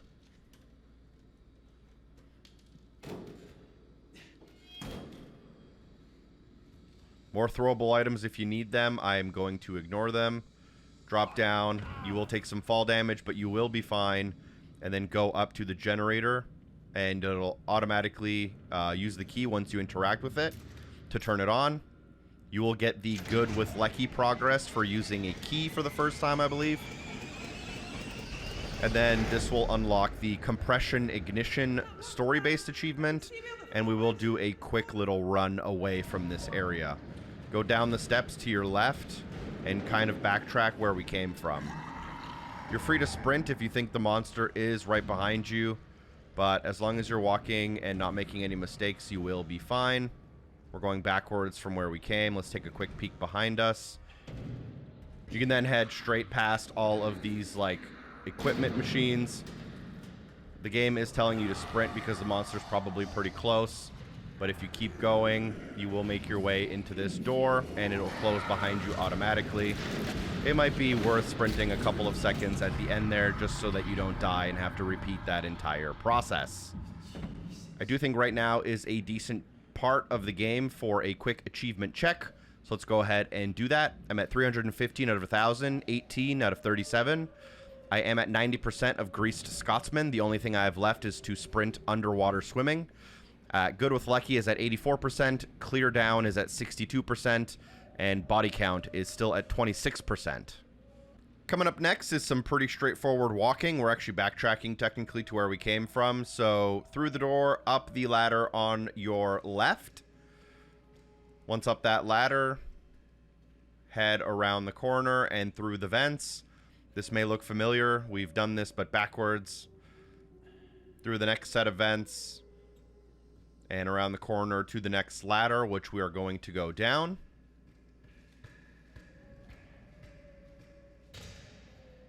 Then you can find a thermos and another throwable there. We're going to ignore that for now, but down the next ladder we go. You should definitely have the throwable achievement by now. At the bottom of the ladder, look to your right-hand side, through the next door and through the next door. Down into the next room. There will be the kind of big boss here. But we can take a throwable item in order to hopefully make it pretty easy to get across. So I'll be carrying this hat for now.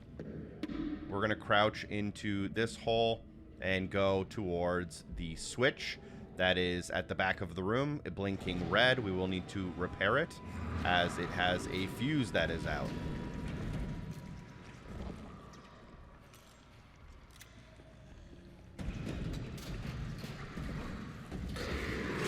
With it repaired, you now want to break through the metal door with the pry bar.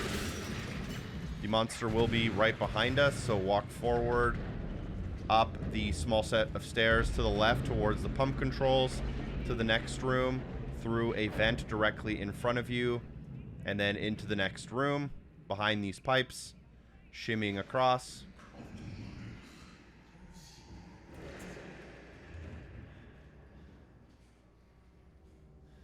Down the ladder at the other side, there will be another pry bar minigame here.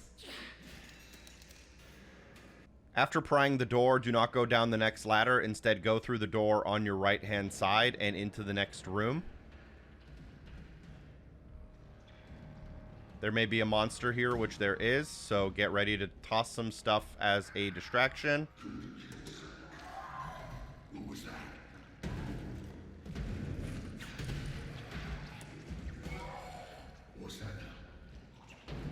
And once the monster is distracted, go and run towards the pump control room and crouch through the hole. You can interact with the pump control to turn on the lights, and then you will receive a phone call, which you want to make sure you pick up.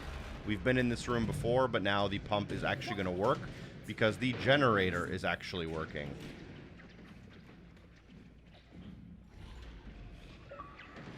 This will also get the Into the Belly of the Beast achievement, which is for completing the engineering section. And then head next door to pick up the telephone. Make sure you grab it. It'll take a second to start ringing. For this phone call, we are going to skip it, though. So feel free to listen or skip with the B button. Nice, Brody. From this phone, let's look to our left and exit out the closest door. In front of us, a ladder. Let's go ahead and take it and go all the way to the bottom of that ladder.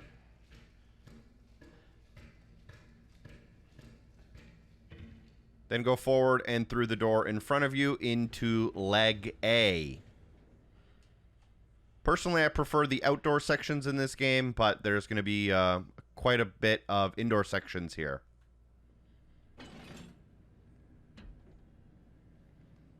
Through this door, there is a way to die, as well as a crew member we'll need to visit, so make sure you're paying attention. I'm going to turn on my torch, and if I look to my right as I enter and go down the steps, I'll find the fire extinguisher I need in order to clear the fire for me to go a little bit further.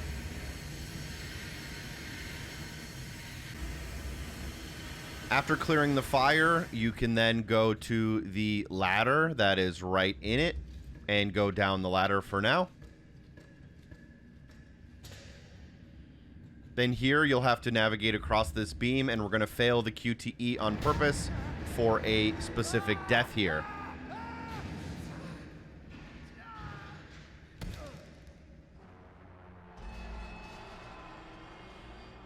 This will teleport us back up, and now we're going to complete it successfully. So go ahead and navigate across the bar again, but this time complete the QTE to make your way across this jump right here. After the jump, you can follow the weight control, and you'll want to push it down. This will allow you to then jump across the gap, and then you'll be able to jump down, go down the next ladder. Once you go down this next ladder, there should be another button for that counterweight control, and you want to push it down again to bring the counterweight down again to you. You'll then be able to use the counterweight to cross this gap, and there is a crew member here we'll want to grab before we move on with the story. So go onto the counterweight, a little bit of a sprinting jump across, go all the way down to the ladder on the other end, and then go up this ladder. Sorry, I'm on the wrong side of it. And here you can find a crew member up top before you go back down. Just make sure you go and actually interact with the crew member, and the body count achievement tracking should also go up. You can then head back down the ladder. Go halfway between this ladder and where we started on this floor, and you should see a small plank. You should be able to jump off this plank and catch yourself on the object in the middle using the right trigger. Pull yourself up and then jump across to the kind of cables, and again you want to successfully grab it and complete the QTE successfully to do it correctly. You can then climb down in order to not take fall damage. And then near the bottom, you want to go to the right-hand side, which will lead you to a ledge. That ledge has a fire in front of you, so use the valve to kill the fire. From the valve, let's continue making our way down using the controls here. There's a ladder right next to that fire. Go down the ladder and try to use the button here to call the counterweight again. The counterweight will begin to break, unfortunately, and what we'll need to do is go and fix it. You'll be navigating across this yellow pipe in order to get to the fuse box and fix the fuse box. Once you do that, you're going to head backwards and come back to where we came from. You don't want to fail any QTEs here. You just want to do it normally. Once you do reach the ladder, go ahead and climb that ladder. This gets you to that fuse box that is unfortunately broken. And then you're just going to do exactly what you did, but in reverse, to get back to the counterweight controls, and now they will work. So you'll be able to get to the bottom of this shaft.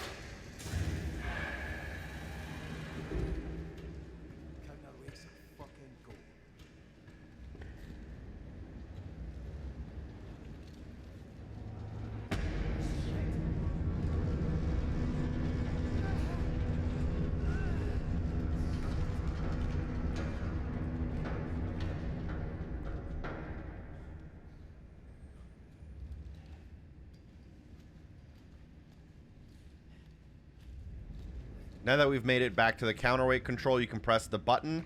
As it goes down, feel free to hop on top of the counterweight. If it does go all the way down to the bottom, you will take some fall damage, but it won't be the worst.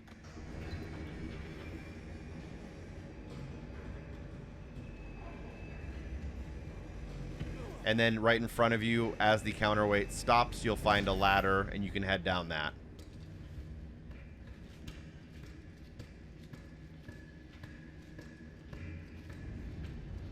Once down this next ladder, you should be able to find yet another one to go even lower down.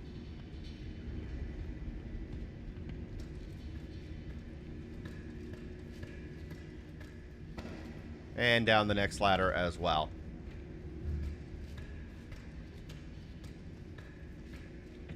Here you will come to a machine. This is like a giant winch control at the bottom of this reservoir. You want to start by pulling the pin.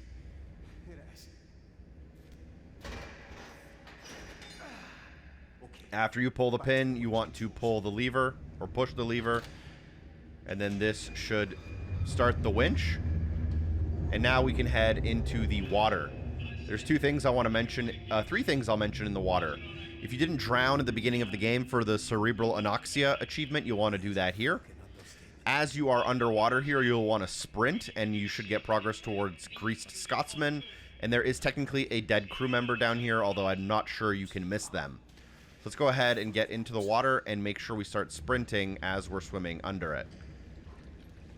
Because we swam underwater for the first time, it wasn't deep enough the first time we did it. So we were able to get the Greased Scotsman.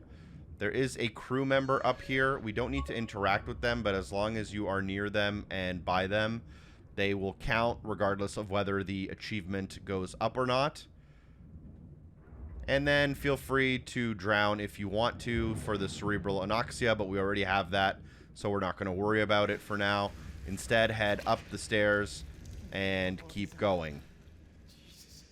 Then you can go through the door into the next section of the game.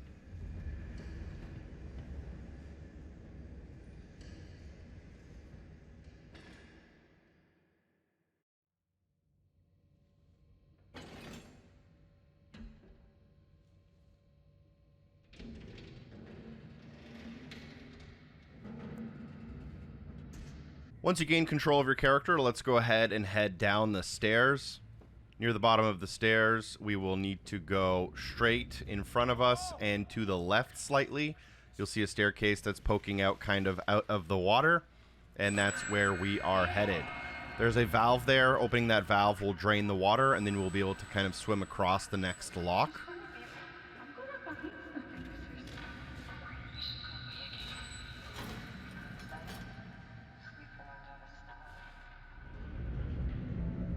And as you can see, the lock opens, and now we can get across. It may have not been immediately obvious as well, but our body count achievement did track there, as there are some bodies in the water here. It is pretty slow to walk through this section, and you will have to crouch under. And then once you can start swimming here pretty soon. But just keep walking for now, very, very slowly.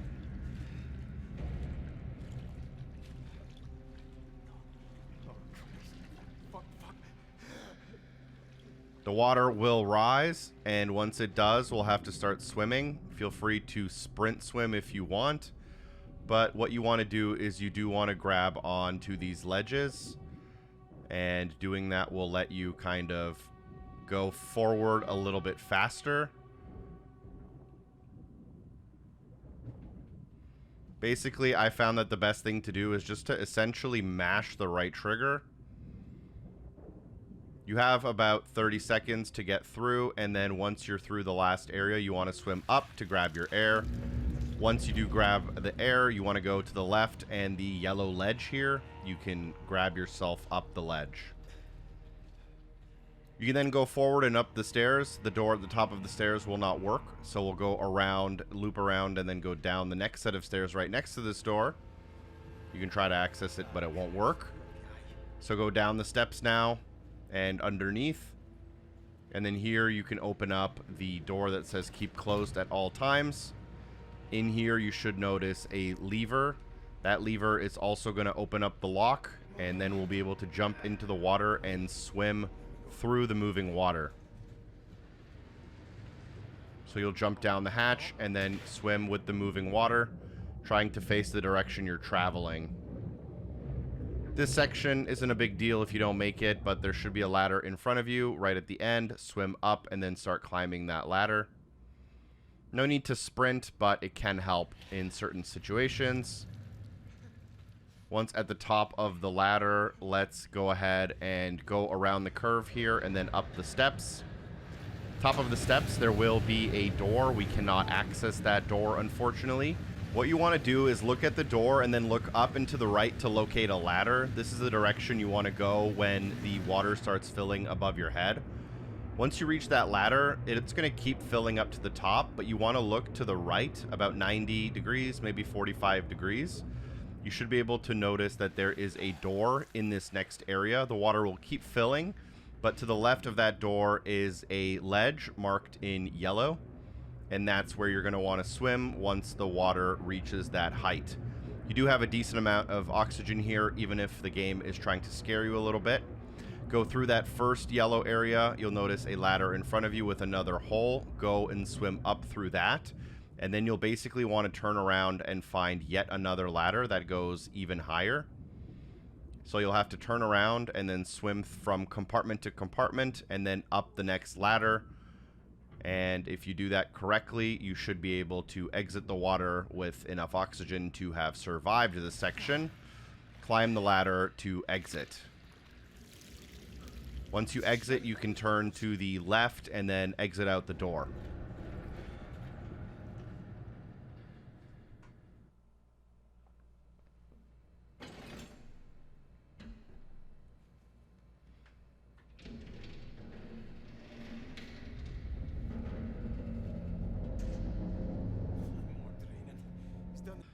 All right, let's continue forward. Go down and into the oily water.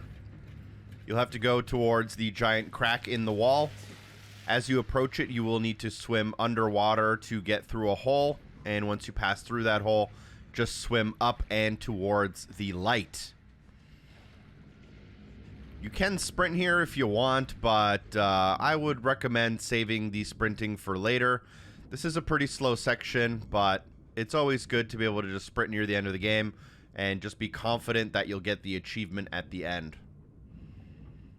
So after we've swam through the hole, look directly up and swim to the surface. Once you get to the surface, you should notice this door in front of you, and you can grab up on the ledge on the left to get through that door. We also have a death coming for us right around the corner, so let's go ahead and grab that.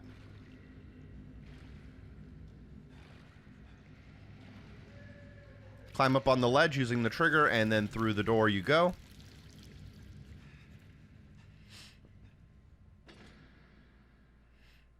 As you pass through this door, you'll load into the next area, and you basically just want to walk forward for a bit here. We will meet someone, and we are going to let them kill us. So go down the first two set of steps, and you'll notice the person in front of you. Go up. This will begin a bit of a cutscene, and there will be a QTE during this cutscene. You'll want to make sure you fail it.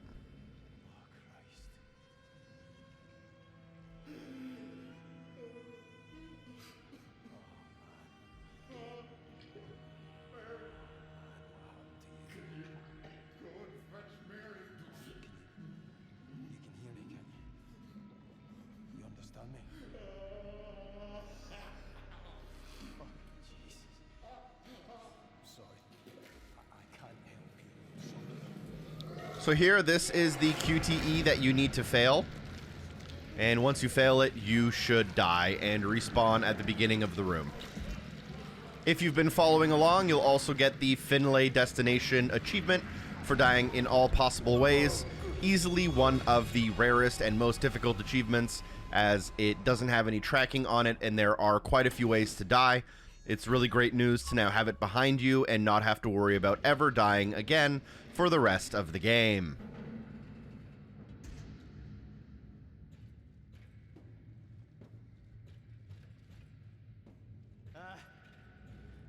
head back downstairs, turn on your flashlight, and head back towards that person. This time, what you can do is skip the cutscene and then successfully complete the QTE in order to survive.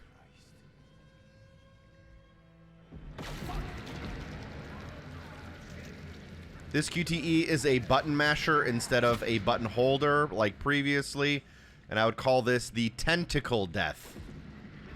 You can then head up the staircase nearby and get to the top of it.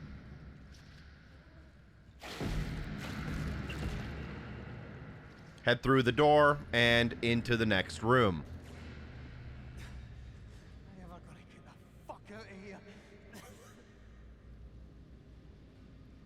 At the bottom of the steps, you'll take a right-hand turn, go across the small little ledge. There'll be some very oily water here. There are instructions on how to use the winch controls, but they're pretty simple. What you'll need to do is start by pulling the pin, which is directly to your left. It does get a little dark and a little bit claustrophobic in here, but it's not too bad. After you pull the pin, you should be able to just pull the switch to release the winch. This will start the winch, and then what we can do is head around. You'll have to go into the oily water to use the kind of elevator controls. So head into the oily water right across, and then go up and around up this ramp to our left. Trying not to sprint just to make sure we get that no sprinting achievement, so we are taking a little bit longer. Up the ramp, and then activate the control here by pressing the button on the bottom. If you look directly up, you'll notice that an elevator or a lift is coming down to pick us up. And once we get inside of that, we're going to ride it all the way to the top.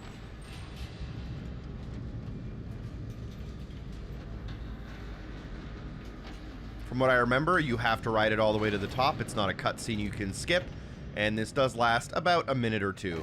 So just take your time.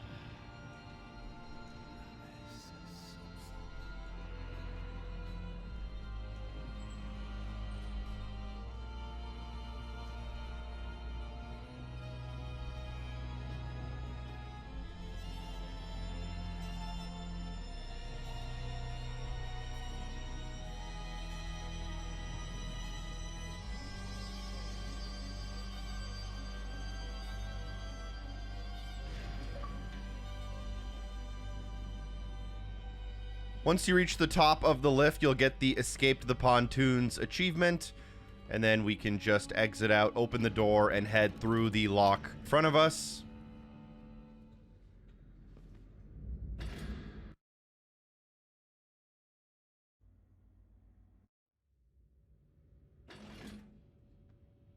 This will teleport you to the next section of the game. As you enter, go to the right, hook around through the door, and to the left. You need to find the heater to warm up your fingers, which will be in this little area over here. So turn on the heater to warm up your fingers.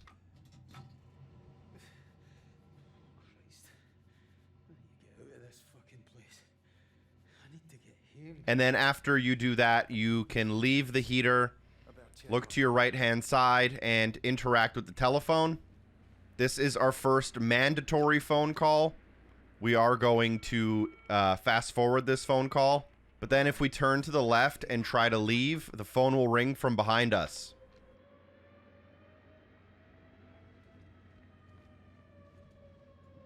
On this ring, we have to go back, and this should be optional call number 6 of 8, bringing up the clear down achievement for one more tick. I am going to fast forward, though. Hello? Hello? Anyone there? Alright, we can now actually exit out the way we were going. Luckily for us, also, we have completed a lot of the kind of trickier achievements, and we've done a lot of, like, the collectibles we've needed to do pretty early on in the game. So, for the last hour or so here, it is a lot of story. There are some things you can definitely miss, But for example, the body count achievement is just going to be going up naturally through progression a lot. There's only a couple of actual missable bodies coming. Same with like good with the Leccy. Most of the things are going to be required for progression.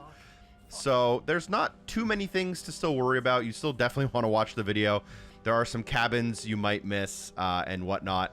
But for now, we are going to be making progress by essentially going down the only path we can.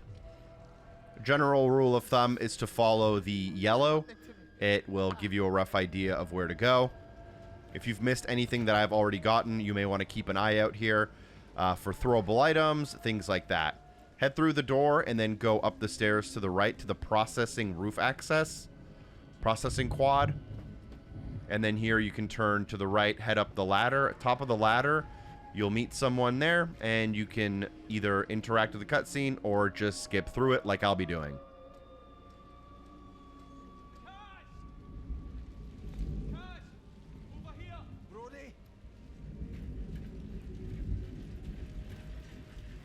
So let's just go ahead and skip the cutscene. You're free to watch it if you want, but for the purposes of this guide, we should be good. So after the cutscene, we're going to go and have to find a switch to help our buddy here, Brody.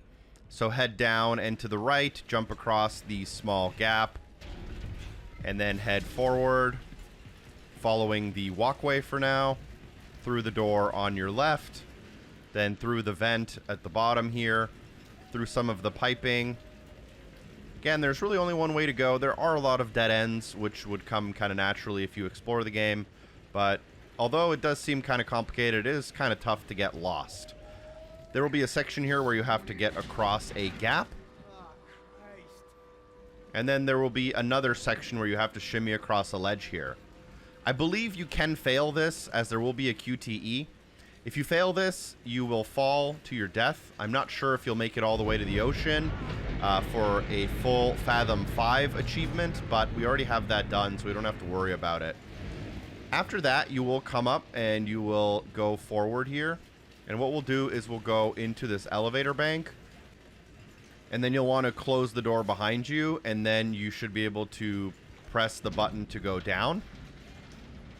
It won't work beautifully. You'll see what happens here in a second. But it is a part of the game.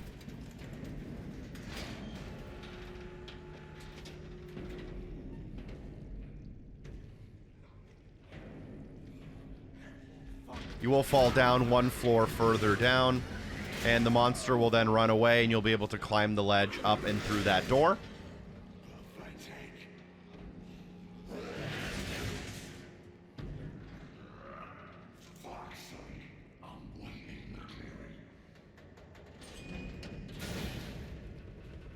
Once you do this, you should be able to find an item right here in front of you. It's the wrench on the ground.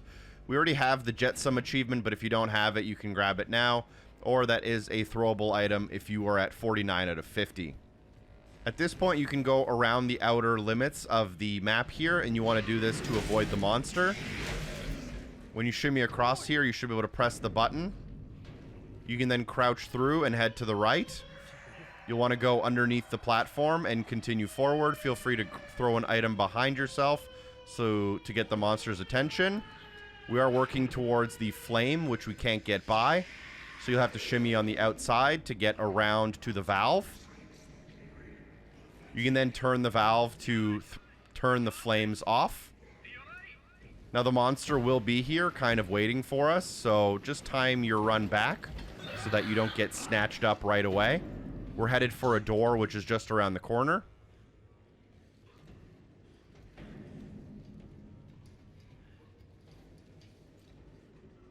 So go through the flame that was blocking our path, crouch into the area down and to the right, and then follow the vents into the next room where you'll find your next valve, and you'll want to interact with this valve as our primary objective. This does trigger a cutscene, which we can skip.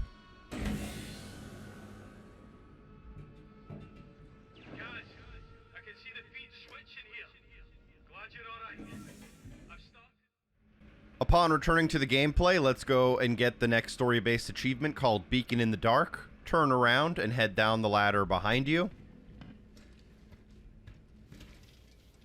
Once you do that, you can head through the door. You'll need the pry bar. There will be a chase sequence here. You're free to use your sprint if you want. It's only going to last about 30 seconds, but you should be able to make it a majority of the way without sprinting as well. Going through this door will trigger the monster to chase you, so it's up to you whether you sprint. You can always take a quick peek behind you to see how close they are, but if you don't make any mistakes, you should be okay. You may want to sprint for a couple of these like mantles, and there are some gaps in the ground as well that you may have to sprint to get across. We are also on the story difficulty, which should make this a little bit easier should you choose not to sprint. Once you reach this blockade, go to the left and around. You will need to do a jumping sprint to the next section, and then you can crouch through the hole. And here you will throw a flare into a like generator of gas, and this should get you the beacon in the dark story-related unmissable achievement.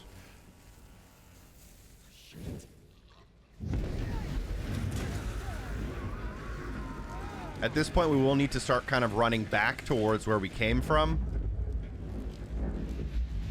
There will be some flame and some gaps in the ground that we have to watch out for. If you still don't have the full Fathom 5, you can jump through the hole in the ground right there that we just jumped over.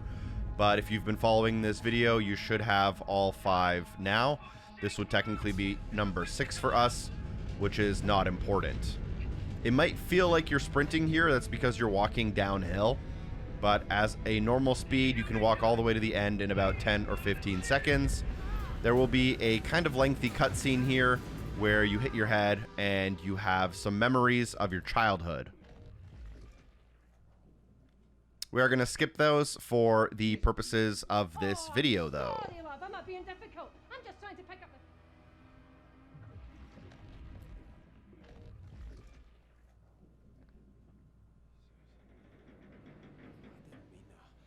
Why'd you have to... Sus. As you gain control of your character, you may want to turn on your torch. If you look forward, you should have an interaction for X. You want to make sure you do use that, just in case it may tell you some backstory for something we need, although I'm not quite certain, to be honest. Here you can then begin using the catwalk, and for the next minute or two, we'll be doing some pretty straightforward platforming. Go across this beam, and whenever a QTE shows up, you do want to be successful at them, as there is no need to die anymore. If you do die, it's again not a huge deal, but it's just not necessary like it was earlier, where we were purposely failing certain things.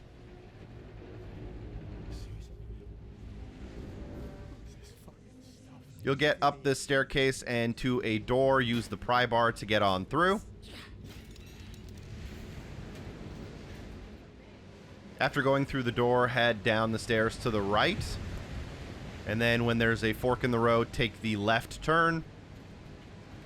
This game does support higher FOVs, by the way. For a lot of people, it may be easier to see some of the turns coming up on a higher FOV. I decided to leave mine at 90 as it's the most commonly accepted FOV for console. If I was playing this just for myself personally, I would be playing at something closer to 100. Go around these boxes here and just keep going forward. Really can't make too many mistakes here. You will have to climb these kind of wires above your head, so make sure you do that.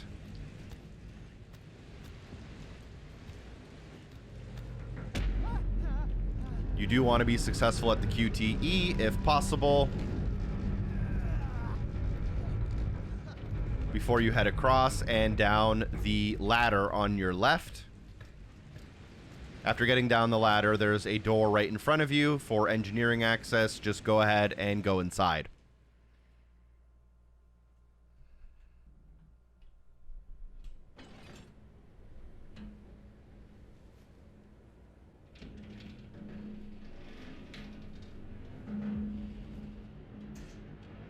If you do want to do a quick achievement check, we're at 23 out of 37 for 500.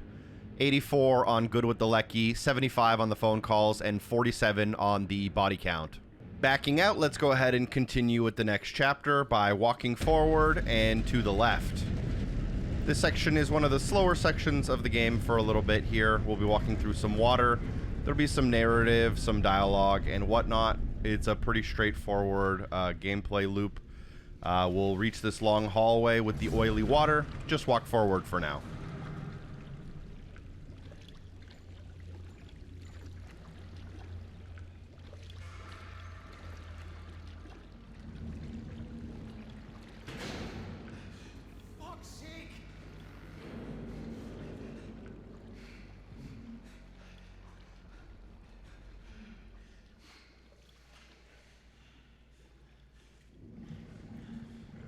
Once you reach the door, go ahead and open it in front of you. This should trigger a cutscene. Feel free to watch it and enjoy it if you want. For the purposes of this video, we are skipping and will continue to do so. After you skip the cutscene or watch it, let's go ahead and head into the water. There will be some underwater swimming here. You're free to sprint if you want to save a little bit of time. Now is a good, opportunity to sprint just for the next 15 seconds. Just to get to the ladder in front of us, as swimming is a really slow mechanic here. But once you reach the ladder, go ahead and climb up. Then you can go ahead and turn...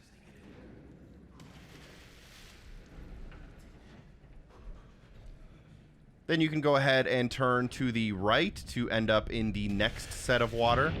Here we'll need to go underwater and turn to your right. You want to hold the right trigger so that you are using the ladder here at the bottom to kind of sprint forward in the water. On the last rung, make sure you use the QTE, as there is a current in the water, and the current pushes you faster than you're able to basically move through the water, so you have to push yourself through the water. The current does flow in the other direction on the other way. At the end of the area, turn to the right-hand side. You can sprint a little bit here just to get to the next ladder if you want. And then you can swim to the surface and climb it.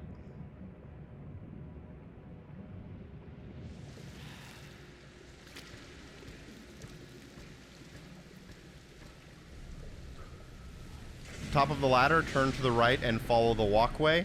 Climb up the yellow kind of piping, shimmy to the right, and pull yourself up. Then you'll have to go across this ledge. Then you'll have to go up the next little kind of rungs and ladders, but this time shimmy to the left instead of the right, and pull yourself up. Crawl through the vent, and then crawl through the vent in front of you. You should see an electricity trap here. Make sure you walk into it in order to die. This is mandatory. This should also be your last death to an electrical hazard for a 1-point achievement. Don't worry, the 29-point achievement is coming up soon. Once you respawn, go ahead and turn on your flashlight. You'll be facing the right direction upon respawn, and then you can jump down into the water. And you'll want to follow the water around the corner here. Not the worst time to sprint for 5 to 10 seconds, but you also don't need to. So don't worry about it if you don't. Follow the yellow cabling towards the ledge and then pull yourself out of the water when you are ready. You can then walk forward towards the lamp, take a right-hand turn, and back into the water we go.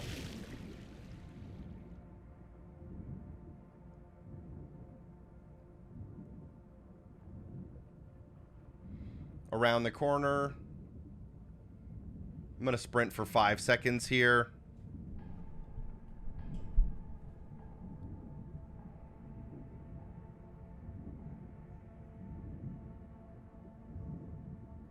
As you approach this corner, you should see a flashing light. You can push through and then follow the yellow again to go to the surface. This should lead you to a corner's edge where you can pull yourself up out of the water.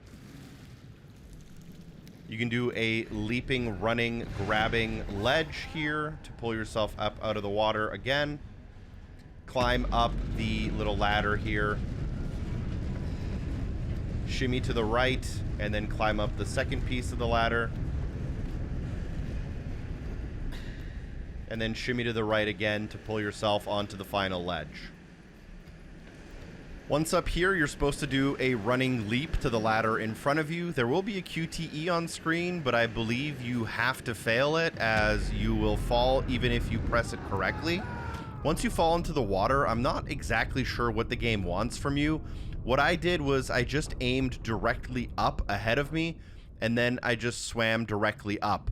I've done this before in previous playthroughs, and it's only taken 5 to 10 seconds, but for some reason in this playthrough it took closer to 15 to 20 seconds. Just keep swimming until you reach the surface. Once you reach the surface, there should be a ledge you can climb up into, and that ledge will lead you through a door and into the next section of the oil rig.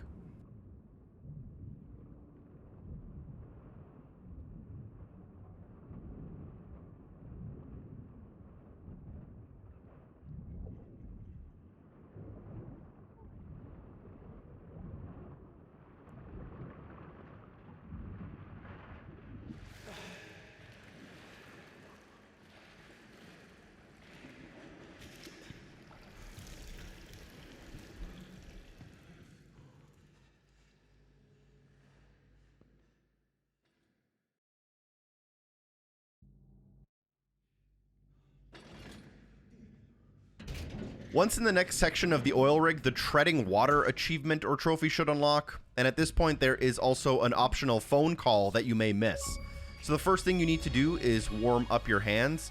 You want to do that by looking down and to the right to find the heater, turn on the heater, and wait for the little cutscene to end.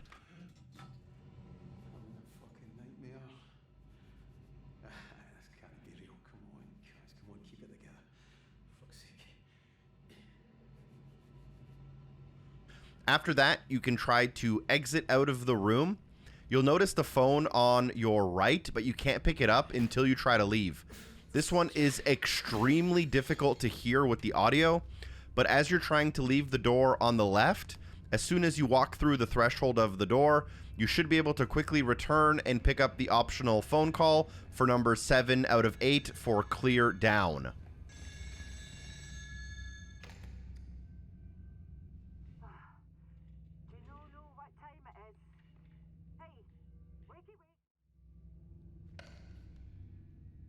Alright, so from that phone, let's go through the door that we previously opened, hook around to the right-hand side, and then go into the crew lounge and through the crew lounge. Once you make your way into the washroom, keep going and make your way to the back through the small holes. At the end of the washroom, you should be able to climb up into the vent. Here you should be able to go through all of the vents until you reach the next one where you can climb out. Go through the door on your left-hand side and go towards roof access. As you make your way through the water here, you'll want to look to the right as there is a vent you can go through since you can't go forward. But you do want to make sure that your body count has tracked on the monster in front of you before you go through this vent. After crawling through the hole, go to the red light. You'll find the washroom. This is another body towards body count, although this is automatic as you can't really miss it. You have to loop around through the washroom to go up and then through this vent here. You can then follow these vents for a little bit.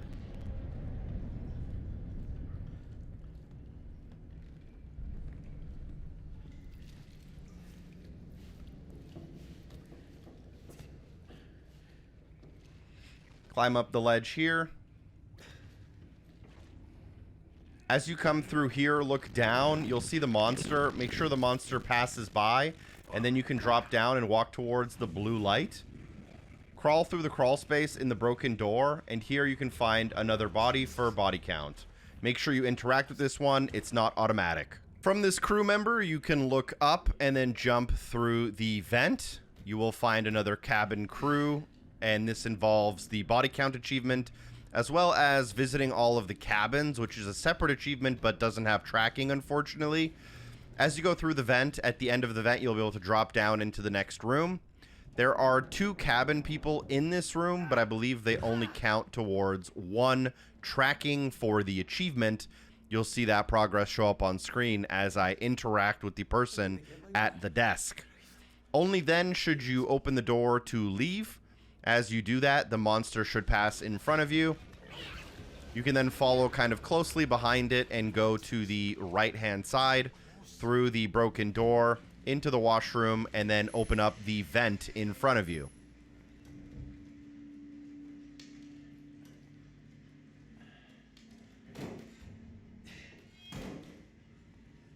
Crawl through the vent once it's opened, take a left-hand turn and a left again.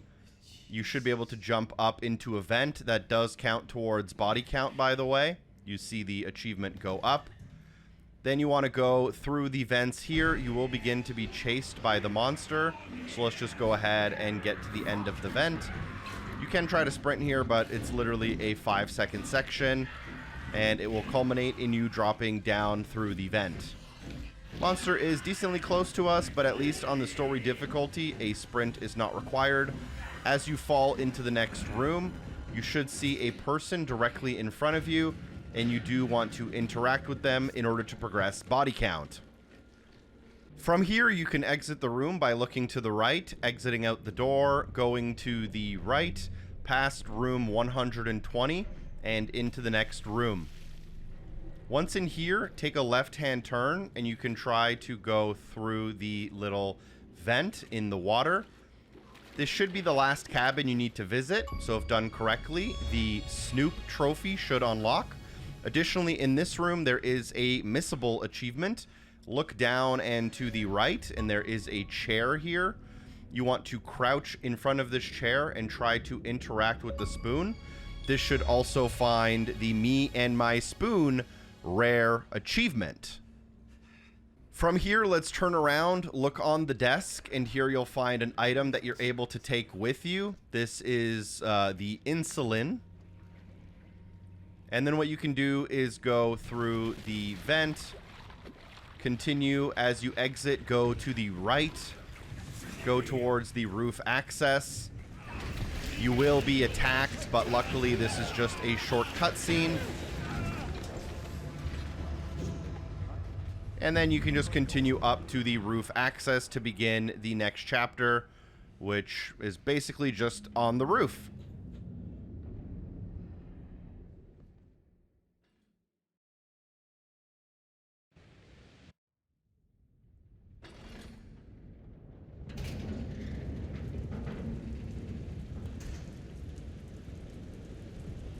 And you do receive a unmissable story-related achievement for reaching the roof, and you can begin to walk forward now.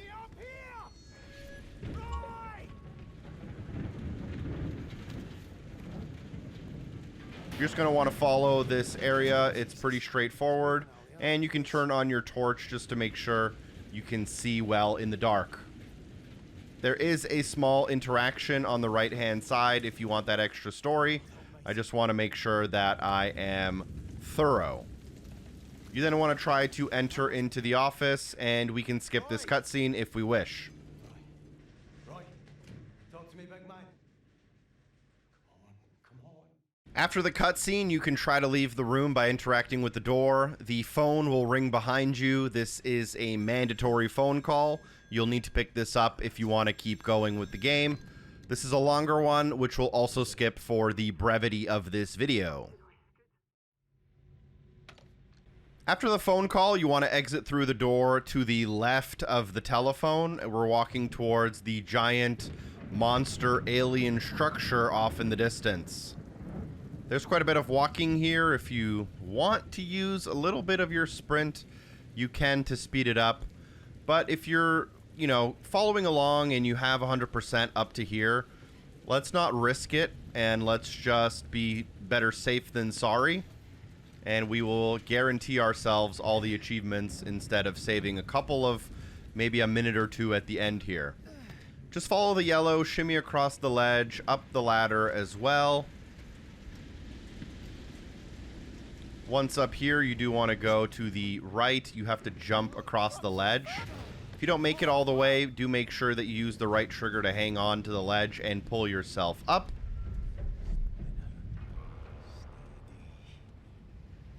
Here there will be a break underneath our feet, but it is very lucky for us to have some beams to hang on to above our head, which we're going to use to cross this gap. It would have sucked if those weren't there, because then the game wouldn't be able to be beat. It's funny how that works. Follow the yellow to the ledge and then shimmy across the ledge.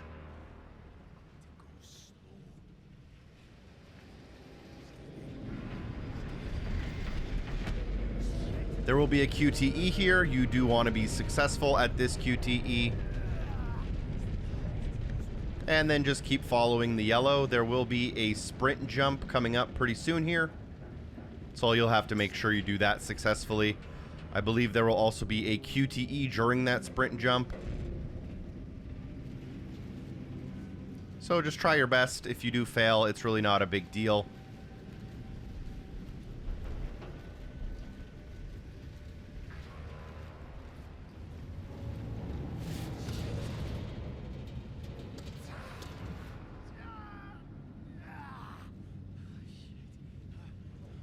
Here's the sprint jump. You might want to wait a little bit for the platforms to line up. They do swing back and forth. And I'm not sure. I've never actually failed this, but I guess first time's a charm. If you do fail it, you might have to redo that, but better to be safe than sorry again and wait for them to line up just in case. Pull yourself up with your triggers and then continue to follow the downward trajectory of the crane through the fire here.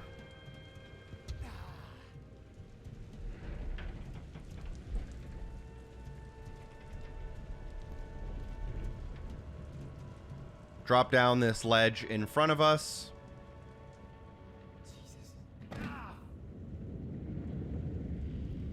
And then here inside of this red room, we can find a person who does not count towards body count, and we can find a phone that we'll need to use to kind of solve this next little puzzle.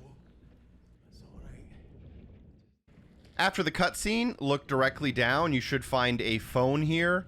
You want to interact with that phone, and you will start a phone call, which can be skipped.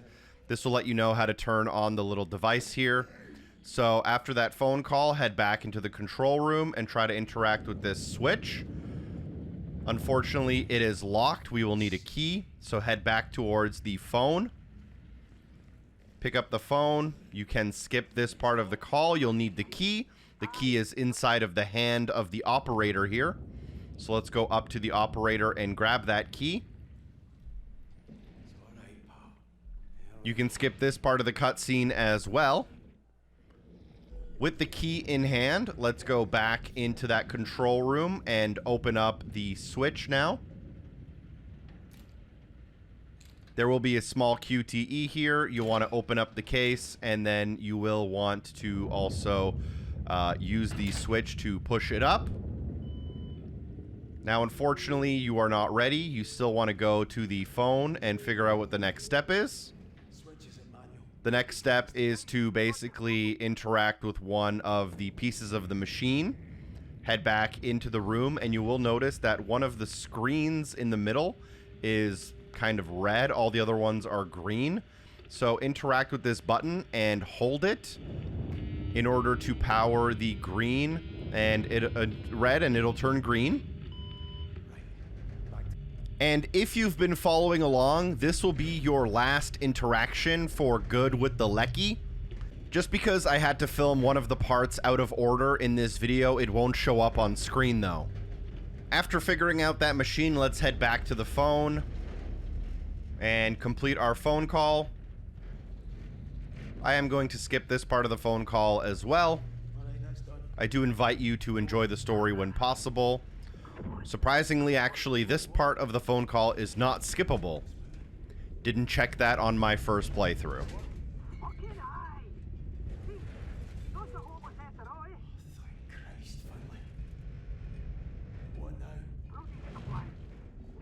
This also does unlock the Leviathan non-missable progressional-based achievement. And then after you put the phone down, let's go ahead and complete this QTE, as we've already died to Tentacles before and we don't have any more deaths left to do. And then you can exit the room from the control room. There's a wooden door. Go through that wooden door and then through the next wooden door to the next section of the game.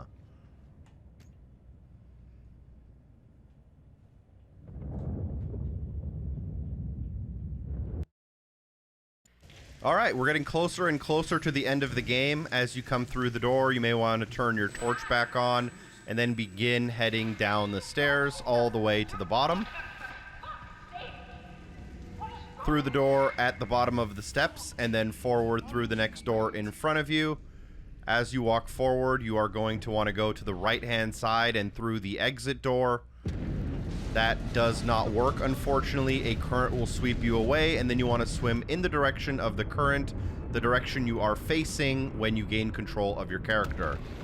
It can be kind of hard to see what's going on here, but as long as you're pushing forward, you shouldn't really have any issues here. Eventually, you should reach some yellow bars that you can grab onto to exit the water.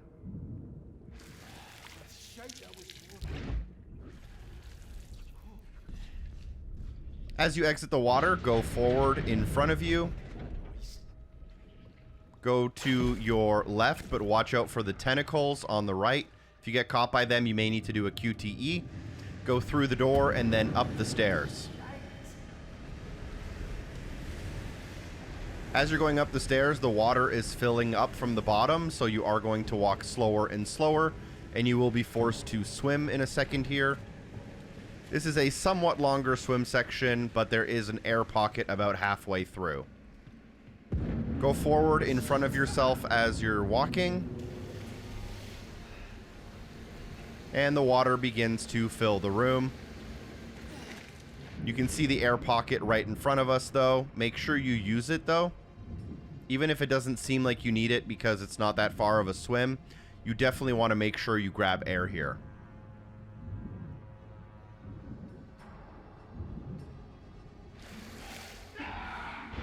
You can then dive back down and continue in the same direction.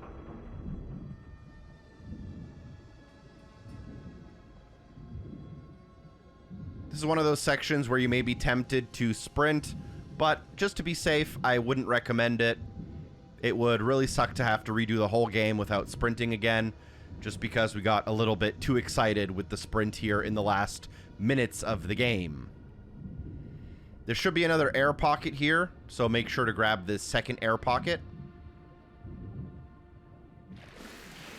As you grab this air pocket, you may notice a monster in here, but you can just head back down and then continue following the hallway.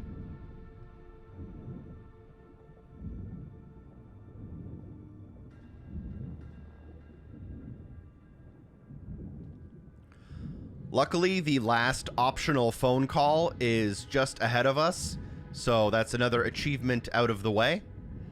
One step closer to that 100% we were looking for.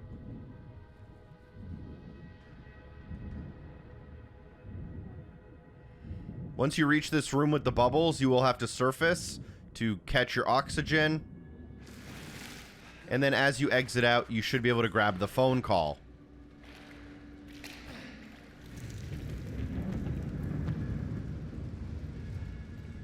Head into the next room, and the phone call is on the far corner. Just to keep the video short and sweet, we are going to skip it, but the clear down achievement should unlock once it's over.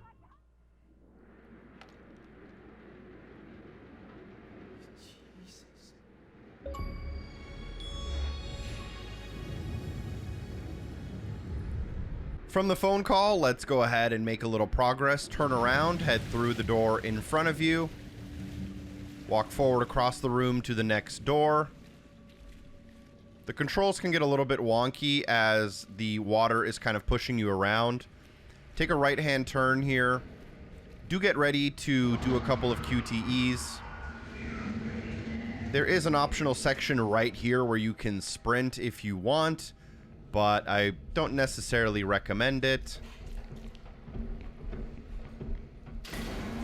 And you will fall through the ground and then let yourself be taken by the current in front of you.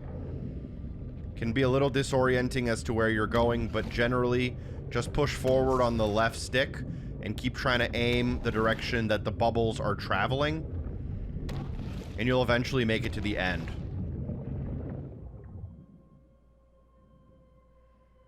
It's very dark, but eventually you should reach the yellow vent, and you can climb out and up to the staircase on the east wing, and then you can go ahead and go up the stairs here.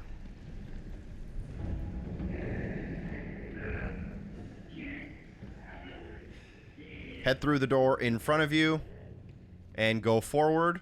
Turn to the right around this corner and then continue through this hallway in the waist-deep water. Now the monster does attack us from behind, and I would recommend sprinting here. I don't think you have to necessarily on the story difficulty mode, but it does help, and they can catch up to you from behind if you aren't careful. There will be a small section here where you have to break on through the tight squeeze, and you may get caught by the monster here from behind. Make sure you just succeed at the QTE in order to escape. You then want to continue in the same direction you were headed previously. The monster has now been left behind us. You should have more than enough oxygen to get to the end. During this section, the tracking on the body count achievement will also go up automatically, and you can't miss it, and you want to swim towards the end of the doorway.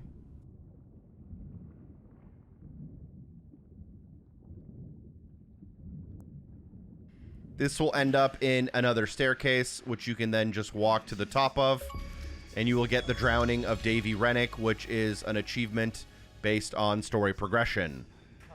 You can then go to the drill ops for the next section of the game.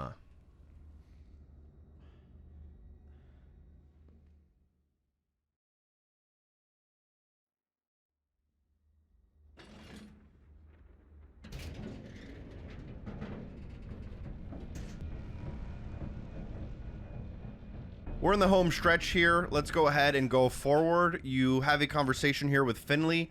It lasts about 3 or 4 minutes, honestly. It's one of the longer ones in the game. You do have to interact with them. As I've been doing in this video, we're going to skip this one. Up to you. But now Finlay is going to run away, and we are going to try and follow them to catch them. How is this happening? What are we doing now, Finlay? Doesn't it fucking matter? He's dead and you don't think that matters? He was always gonna die. All of them. Always. We see that. We've been fucking about with the Leccy and pontoons and without a lot of hell. Watching our pals turn into monsters. Never once, never fucking once have we tried to do what needed to be done. I'm ending this. Fucking No, come back. Finlay!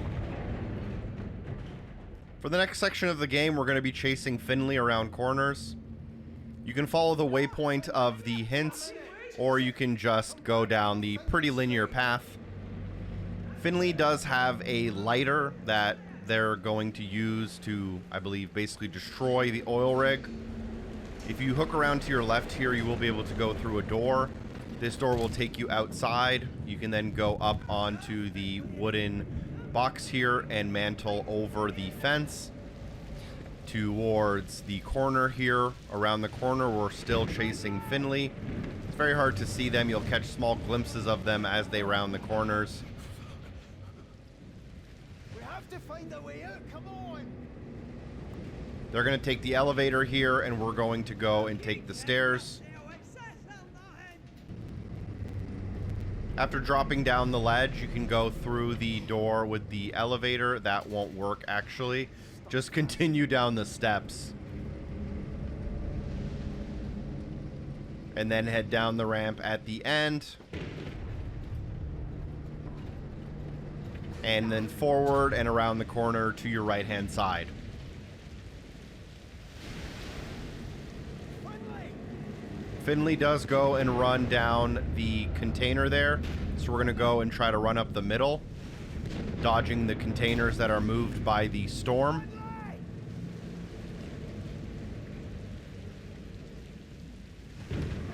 Unfortunately here, a large crane falls.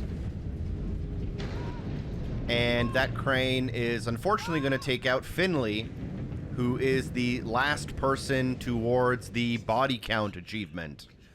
There's another quite lengthy cutscene here. We are going to skip it and unlock body count once it's over.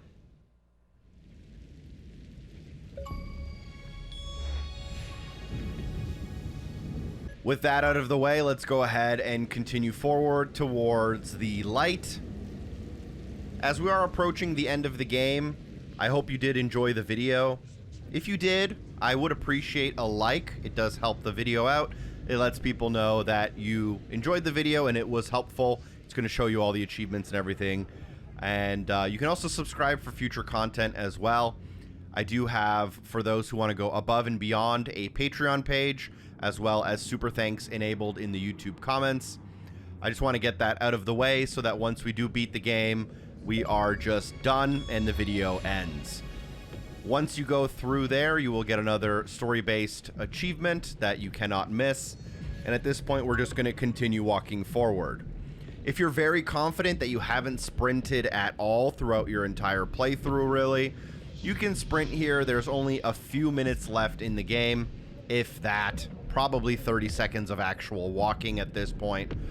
But you can just continue to walk forward to experience a cutscene here. There is a little bit of gameplay left, so I'm going to stick around for all of that to make sure we are completely finished.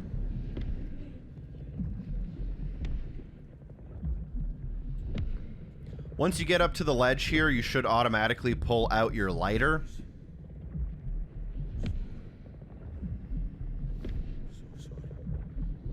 You want to interact with it 2 times. And there is still another scene coming up here. After the explosion, you do want to walk towards the white light.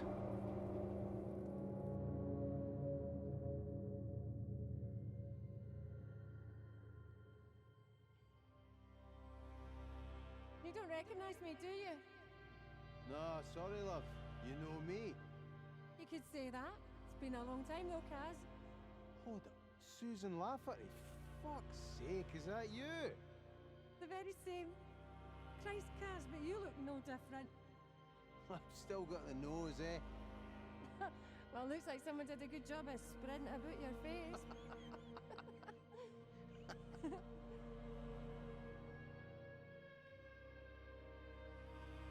Oh, the big man a drink.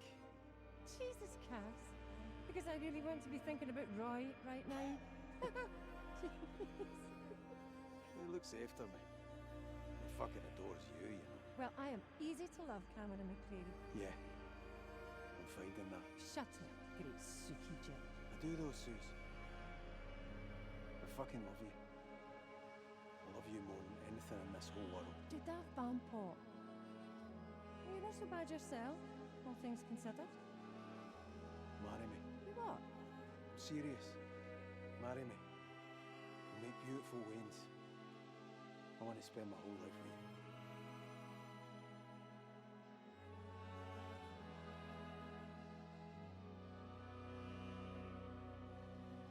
She's perfect. She looks just like you. Thank God for that. She's got your eyes though. My dad's eyes. I'm sorry, Kaz. I know you'd have wanted him to meet her. Nah, fuck him. Bastard wasn't interested in me. Why would he care about her? He loved you in his way, Kaz. I'll never leave you, Suze. I'll be at your side forever. And I'm always going to be here for this, Wayne.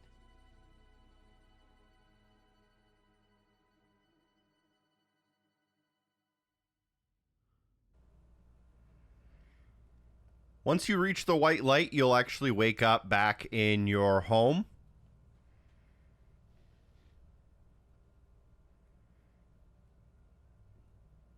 And then at this point, you can try to leave the room. Interact with the door to open it. Tell Suze that you'll be home for Christmas. Tell him I'll be back for Christmas. Sorry, Suze. And then begin to walk forward.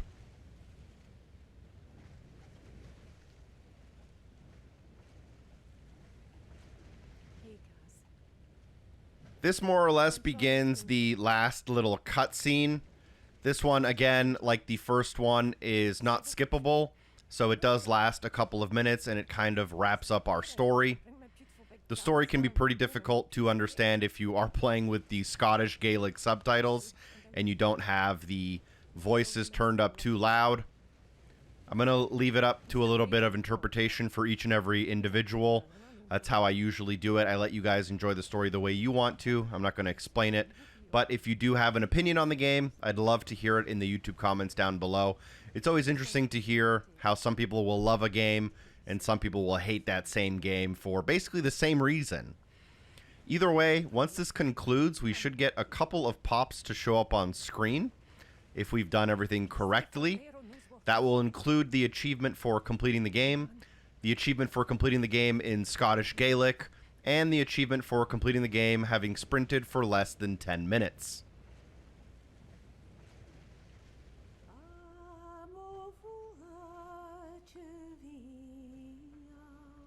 You can hold B to skip the credits to get those achievements to pop a little bit faster.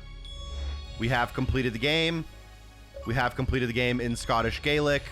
And we have completed the game sprinting for less than 10 minutes total. Also, luckily, if you got the achievement for not sprinting and you do need to go and replay the game to mop something up, you can beat the game in under an hour and a half if you're sprinting and ignoring all the other achievements. That should be it. Thank you for watching. Drop a like, recommend the video to a friend, and hopefully I see you in the next one. Peace.